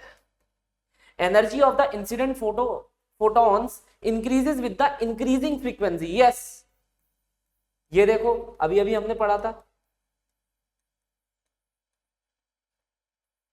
यही पढ़ा था हमने, ये इसके ऊपर डिपेंड कर रही है या नहीं कर रही, कर रही है सर, बिल्कुल कर रही है। ये इनकरेक्ट हो गया, सेकंड वाली इक्वेशन करेक्ट हो गई। अब देखो ये वाला क्वेश्चन क्या कह रहा है, कह रहा है photo sensitivity of a material is high, work function is small. Yes, क्योंकि उसकी डिमांड छोटी होगी भाई, उसे ज्यादा बड़ी फ्रीक्वेंसी होगी कोई जरूरत नहीं होगी, कम से कम छोटी से छोटी फ्रीक्वेंसी भी फोटो इलेक्ट्रिक इफेक्ट दिखा सकती है। ये वाला हमारा करेक्ट हो गया। वर्क फंक्शन का फॉर्मूला दे रखा है, अच्छा इससे ये भी करेक्ट हो गया। लेकिन यार ये तो फॉर्मूला दे रखा है ना, ये इसका रीजन क्या बता रहा है, रीजन थोड़ी ना बता रहा है इसने, ये थोड़ी ना लिखा कि भैया इस कारणवश हमारी फोटो सेंसिटिविटी घट सकती है या बढ़ सकती है। यहाँ पर कोई रीजन मुझे ढंग का नहीं लगा। फोटो सेंसिटिविटी इसने ये बोल दिया कि हाई है अगर वर्क फंक्शन स्मॉल होगा, लेकिन कैसे स्मॉल होगा, कैसे वो चीज इंपैक्टेड आ देगी फोटो सेंसिटिविटी पर, इसके बारे में उसने कोई वर्णन नहीं कर रखा। तो हमारा ऑप्शन नंबर बी करेक्ट होगा। ये वाले क्वेश्चन को करते हैं। क्या कह रहा है, कह रहा है दो सोर्सेज है जिनकी इंटेंसिटी इक्वल है। ये लो सर, मैंने दो सोर्सेज बना दिए, इंटेंसिटी इक्वल कर दी। They always emit same number of photons in any time interval. तो मतलब जो नंबर ऑफ फोटॉन्स तो वो एमिट कर रहे हैं वो सेम होगा। देखो अगर मैं इंटेंसिटी का फॉर्मूला लिखूं तो वो क्या होता है, number of photons ejected multiply by the energy of a single photon upon में time t divided by 4 pi r square, where r is the distance in between the source and the point where you are receiving it's energy. ये बात clear है? तो यहां पर हमें पता चल रहा है इंटेंसिटी दो चीजों पर डिपेंड कर रही है। क्योंकि क्योंकि क्योंकि मैं इस चीज को फिक्स कर रहा हूं। मैंने ये माना कि मेरे पास दो सोर्सेज हैं, जैसे ये बल्ब 1 है और यही मेरे पास बल्ब 2 भी है, यहां पर ही है, और इन दोनों बल्ब से दूर एट अ डिस्टेंस आर यहां पर मैं ये एनर्जी रिसीव कर रहा हूं। तो मैंने कुछ चीजें फिक्स कर दी, ठीक है, कुछ चीजें फिक्स कर दी, तो हमारे लिए ये प्रॉब्लम नहीं बनने वाला, इसे भूल जाओ। लेकिन ये चीजें प्रॉब्लम बनेंगी। अब these are the number of photons ejected by the source number 1 और उसकी एनर्जी अगर मैं यहाँ पर I1 लिख रहा हूँ और ये I2 के बराबर है, तो मैं इसे लिख सकता हूँ number of photons ejected by the second one multiply by energy of second. अब यार आप एक बात बताओ, इनका प्रोडक्ट इक्वल हो सकता है, क्योंकि अगर एनर्जियां सेम होंगी तभी ये नंबर ऑफ फोटॉन्स इजेक्टेड पर unit time t will be same हम बोल सकते हैं। लेकिन ये एनर्जियां सेम है, इसके बारे में कोई वर्णन हमें नहीं दे रखा, कोई एक्सप्लेनेशन नहीं दे रखा। तो एनर्जियां सेम नहीं है, इसलिए मैं ये बोल दूंगा ये वाली स्टेटमेंट गलत हो जाती है। Reason, two sources of equal intensity may emit equal number of photons in any time interval. Two sources of equal intensity may emit, यहां पर वर्ड आ जाता है मे एमिट का। मे का मतलब क्या हो जाता है सर? मे का मतलब सिर्फ इतना हो जाता है कि भाई अगर मान लो मैं ये बोल दूं कि एनर्जी 1 और एनर्जी 2 सेम है तो काम हो जाएगा। तो मे वर्ड लगा दिया तो इसलिए हमारा करेक्ट हो सकता है। तो हम यहाँ पर क्या बोलेंगे, डी ऑप्शन हमारा क्या हो जाता है, करेक्ट हो जाता है। और मतलब ये वाली स्टेटमेंट जो होती है वो करेक्ट, ये इनकरेक्ट हो जाती है, और ये वाली स्टेटमेंट क्या हो जाती है, हमारी करेक्ट हो जाती है। क्या ये बात क्लियर है? ठीक है, चलो आगे बढ़े। ये फॉर्मूला याद कर लेना, फॉर्मूला एक ये याद कर लेना, होमवर्क दे देता हूं, एक फोटोनिक फ्लक्स याद कर लेना। फोटोनिक फ्लक्स ये नीट के अंदर हार्ड पेपर में आ सकता है। एक रेडिएशन प्रेशर याद कर लेना, रेडिएशन प्रेशर, ठीक है। अब देखो ये वाला क्वेश्चन, दो फोटोन जिनकी वेवलेंथ इक्वल है उनका लीनियर मोमेंटम इक्वल होगा। पहली बात है इसने यहाँ मस्ट लगा दिया, मस्ट, इस पे ना थोड़ा ध्यान देना, ये मस्ट हमेशा परेशानी खड़ी करता है, क्योंकि ये ना स्ट्रेस डाल रहा है कि देखो यही बात सही होगी। जैसे होता नहीं है कि भाई बॉलर ने डिलीवरी कर दी, अब कुछ ना कुछ वो डाउट में चला गया है इस वक्त एम्पायर कि भाई आउट देना है नहीं देना, और बॉलर उसके ऊपर हावी है, चिल्लाए जा रहा है दे दे आउट, और उसने आउट दे दिया, वो वाली बात हो जाती है। हमने ये वाला फॉर्मूला पढ़ा है, ये वाला P = h/λ। हमने कहा कि भैया दोनों की वेवलेंथ सेम है तो मोमेंटम सेम हो जाएगा। लेकिन आप एक बात बताओ यार, मोमेंटम तो एक वेक्टर क्वांटिटी होती है, यहाँ तो बात मैग्नीट्यूड की हो रही है, तो ये स्टेटमेंट हो गई गलत। Two photon of equal linear momenta will be having equal wavelength, क्योंकि यह डायरेक्शन टेकन केयर ऑफ हो जाएगा। ठीक है, तो हमारा ऑप्शन नंबर डी क्या हो जाएगा, करेक्ट सोल्यूशन हो जाएगा। Kinetic energy of photoelectron emitted from the metal surface does not depend upon the intensity, yes, it depends upon the frequency. The ejection of electron from the metallic surface is not possible if the frequency of the incident is below the threshold frequency. Yes, यही तो होता है जब हम work function को define करते हैं और बताते हैं कि फोटो इलेक्ट्रिक इफेक्ट हो सकता है या नहीं हो सकता, तो दोनों बातें सही है। लेकिन ये बात इसको कुछ एक्सप्लेन नहीं कर पा रही, तो ऑप्शन बी करेक्ट हो जाएगा। चलिए सर एटम से शुरू करते हैं। क्या कह रहा है एटम में, पहला question, force of repulsion between the atomic nuclei and alpha particle vary with the distance according to the inverse square law. Yes, Coulomb law लग जाता है। Rutherford did alpha scattering particle, हाँ ये दोनों स्टेटमेंट अपने आप में करेक्ट है, लेकिन एक अच्छा रीजन नहीं है, ये लगा देंगे हम बी ऑप्शन। अरे ये तो रिपीट हो गया। चलो ये वाला होमवर्क करना, थोड़ी सी एनसीईआरटी पढ़ना एंड देन आंसर देना, ठीक है। The different line of emission spectrum like Lyman Balmer of the atomic hydrogen gases are produced by different atoms। बिल्कुल बात सही है। एक गैस के अंदर कौन लाइमन दिखा रहा है, कौन बाल्मर दिखा रहा है, वो उसके ऊपर अपने उस एटम के ऊपर डिपेंड करता है।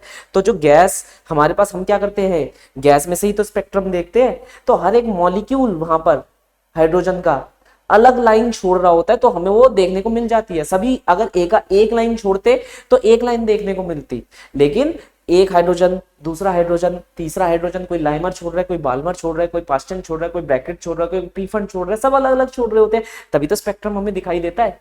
तो हम यहाँ पर क्या कहेंगे, इस स्टेटमेंट के हिसाब से स्टेटमेंट करेक्ट है, बिल्कुल सही।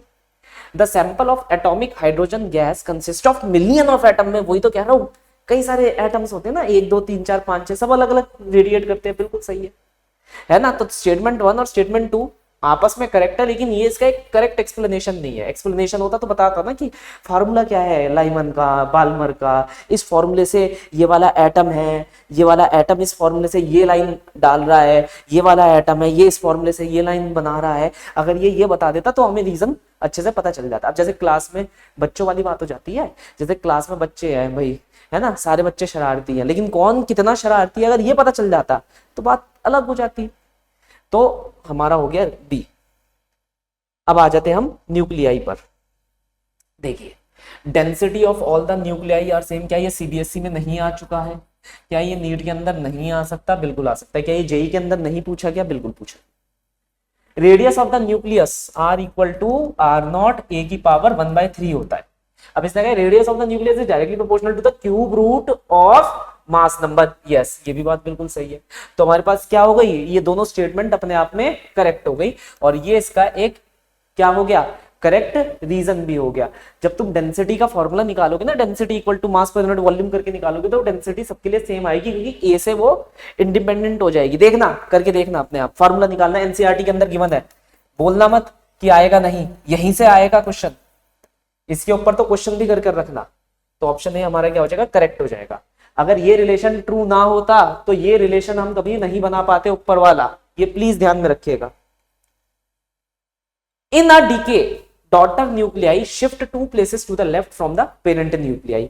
मान लो हमारे पास कोई एक एलिमेंट है, वो अल्फा डीके में गया, तो क्या निकलेगा, एक अल्फा पार्टिकल। तो इसके अगर ये ए है और यहां जेड है, तो ए में से क्या कम हो जाएगा, ए में से 4 कम हो जाएगा, और जेड में से 2 कम हो जाएगा। तो शिफ्ट तो हो गया ना। तो इसने जो बोला कि it shift 2 places to the left of the parent nucleus, ये बात तो बिल्कुल करेक्ट हो गई।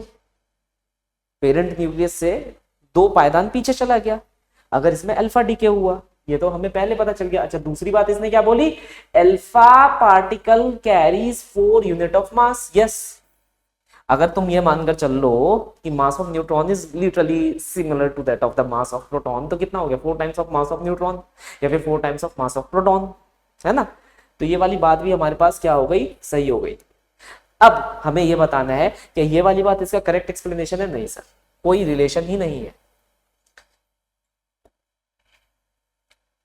Energy release in nuclear fission, fission में तो होती ही एनर्जी रिलीज है ना।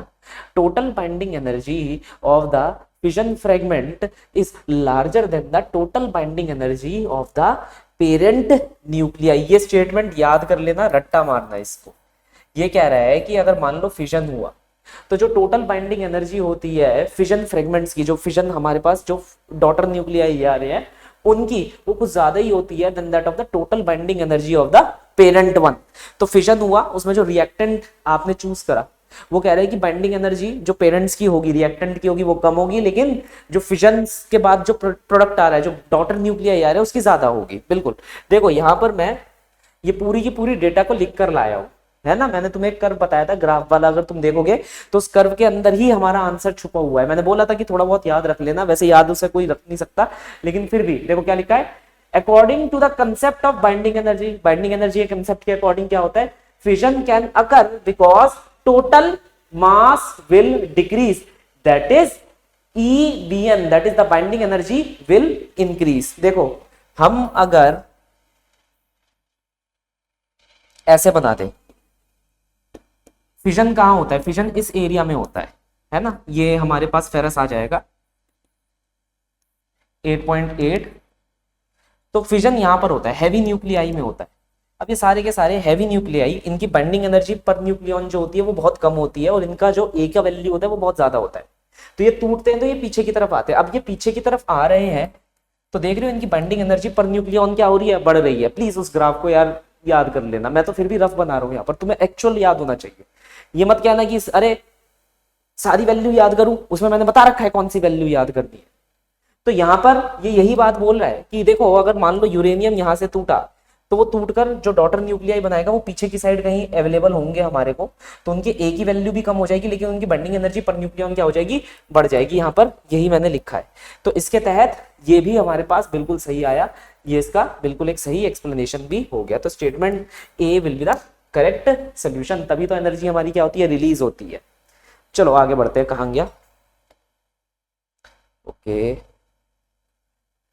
Energy is release when heavy nuclei undergo fusion और लाइट न्यूक्लियाई अंडरगो फ्यूजन, यही तो फिजन और फ्यूजन होता है, ये स्टेटमेंट बिल्कुल सही है। For a heavy nuclei binding energy for the per nucleon increases with increasing z, while for the light nuclei it decreases with the increasing z। अब यहां पर ये तुम क्या काम करोगे, ये तुम ग्राफ वगैरह को देखोगे, एनसीईआरटी थोड़ी खोलोगे एंड देन फिर मुझे बताओगे। ग्राफ देखो, एनसीईआरटी खोलो एंड देन इस स्टेटमेंट को वेरीफाई करो, क्या ये स्टेटमेंट ट्रू है या स्टेटमेंट फॉल्स है। ये मुझे कमेंट में लिखना, ये कमेंट सेक्शन में आना चाहिए। और सुनो, इस वाले का आंसर तो आंसर के पास जाएगा, वैसे वो देखते रहते हैं आंसर आ रहा है नहीं आ रहा है, किसका आ रहा है। एक लड़के ने वो बताया था, केटीजी के क्वेश्चन बताए थे, कई सारे बच्चे केटीजी के क्वेश्चन बता रहे हैं वो, और मैंने जहां जहां पर पूछा था वहां के आंसर वो दे रहे, और आंसर बड़े खुश हो रहे थे उस चीज को लेकर कि हाँ यार आंसर देने वाले बहुत है, होमवर्क करने वाले बहुत है।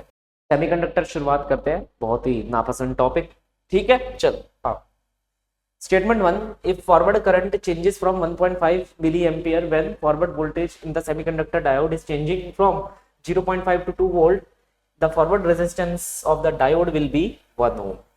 अब ये तो निकालना पड़ेगा भाई, कैसे निकालेंगे। फॉरवर्ड रेजिस्टेंस का फॉर्मूला क्या होता है, the change in the potential 0.5 से 2 वोल्ट हो गया, तो 2 माइनस 0.5 अपॉन में the current itself which is 1.5 10 की पावर -3, कितना आ गया 1000 ओम। अबे यहाँ तो 1000 आंसर आ रहे हैं, यहाँ 1 लिख रखा है, गलत है। क्या है ये, रॉन्ग स्टेटमेंट हो गई। दूसरा कह रहा है forward resistance is given by, हाँ ये फार्मूला तो सही है, तो इसका मतलब है ऑप्शन क्या हो गया, स्टेटमेंट 1 तो फॉल्स हो गई, स्टेटमेंट 2 हमारी क्या हो गई, ट्रू हो गई। आगे बढ़े। Zener diode is used to get a constant voltage at variable current under the reverse bias condition। Yes, ये तो हमारी बात क्लियर है, ये तो थ्योरी ही है, वरना तो Zener diode का हमें क्या पता चलेगा। Zener diode इसलिए तो यूज करा जाता है, ऐसे ही तो यूज करा जाता है। तो Zener diode is used to get a constant voltage at the variable current but under the reverse bias condition। अपने आप में अगर ना पता हो तो इतना भी पढ़ लिया तो Zener diode तुमने बहुत पढ़ लिया, काफी है इतना। स्टेटमेंट 2 क्या लिखा है, the most popular use of the Zener diode is voltage regulator. भाई इस चीज की वजह से ही तो हम इसे वोल्टेज रेगुलेटर की तरह यूज करते हैं, तो ऑप्शन क्या हो जाएगा, ए। आगे बढ़े। एलईडी एमिट्स स्पॉन्टेनियस रेडिएशन, हाँ तो गलत क्या है, सही बात है, इसमें क्या गलत है। एलईडी आर फॉरवर्ड बायस, हाँ लेकिन देखो दोनों स्टेटमेंट इंडिविजुअली करेक्ट है, लेकिन ये इसका करेक्ट एक्सप्लेनेशन नहीं है। फॉरवर्ड बायस होने से मुझे कैसे पता चलेगा कि वो रेडिएशन एमिट करता है नहीं करता, कोई फॉर्मूला लिख देता, कुछ मैकेनिज्म लिख देता। तो मेरे हिसाब से है आंसर बी। स्टेटमेंट 1 ट्रू है, 2 ट्रू है, statement 2 is the not the correct explanation for the statement number 1। Pure semiconductor has negative temperature coefficient resistance, ये तो करंट इलेक्ट्रिसिटी के ग्राफ में भी मैंने बताया था। In the semiconductor on raising the temperature more charge carriers are release, हाँ क्योंकि इलेक्ट्रॉन होल्स जो पड़े होते हैं वो टूटने शुरू हो जाते हैं, जो इलेक्ट्रॉन होल का पेयर होता है वो टूटता है, तो चार्ज कैरियर्स की वैल्यू क्या हो जाती है, बढ़ जाती है, और इस वजह से कंडक्टेंस की वैल्यू बढ़ जाती है और रेजिस्टेंस की वैल्यू क्या हो जाती है, डिक्रीज हो जाती है। तो हैज द, हाँ इसी यही एक कारण है कि इसके पास नेगेटिव अल्फा की वैल्यू होती है, हमारे पास negative temperature coefficient of resistance होता है। बिल्कुल सर, ये ऑप्शन करेक्ट है।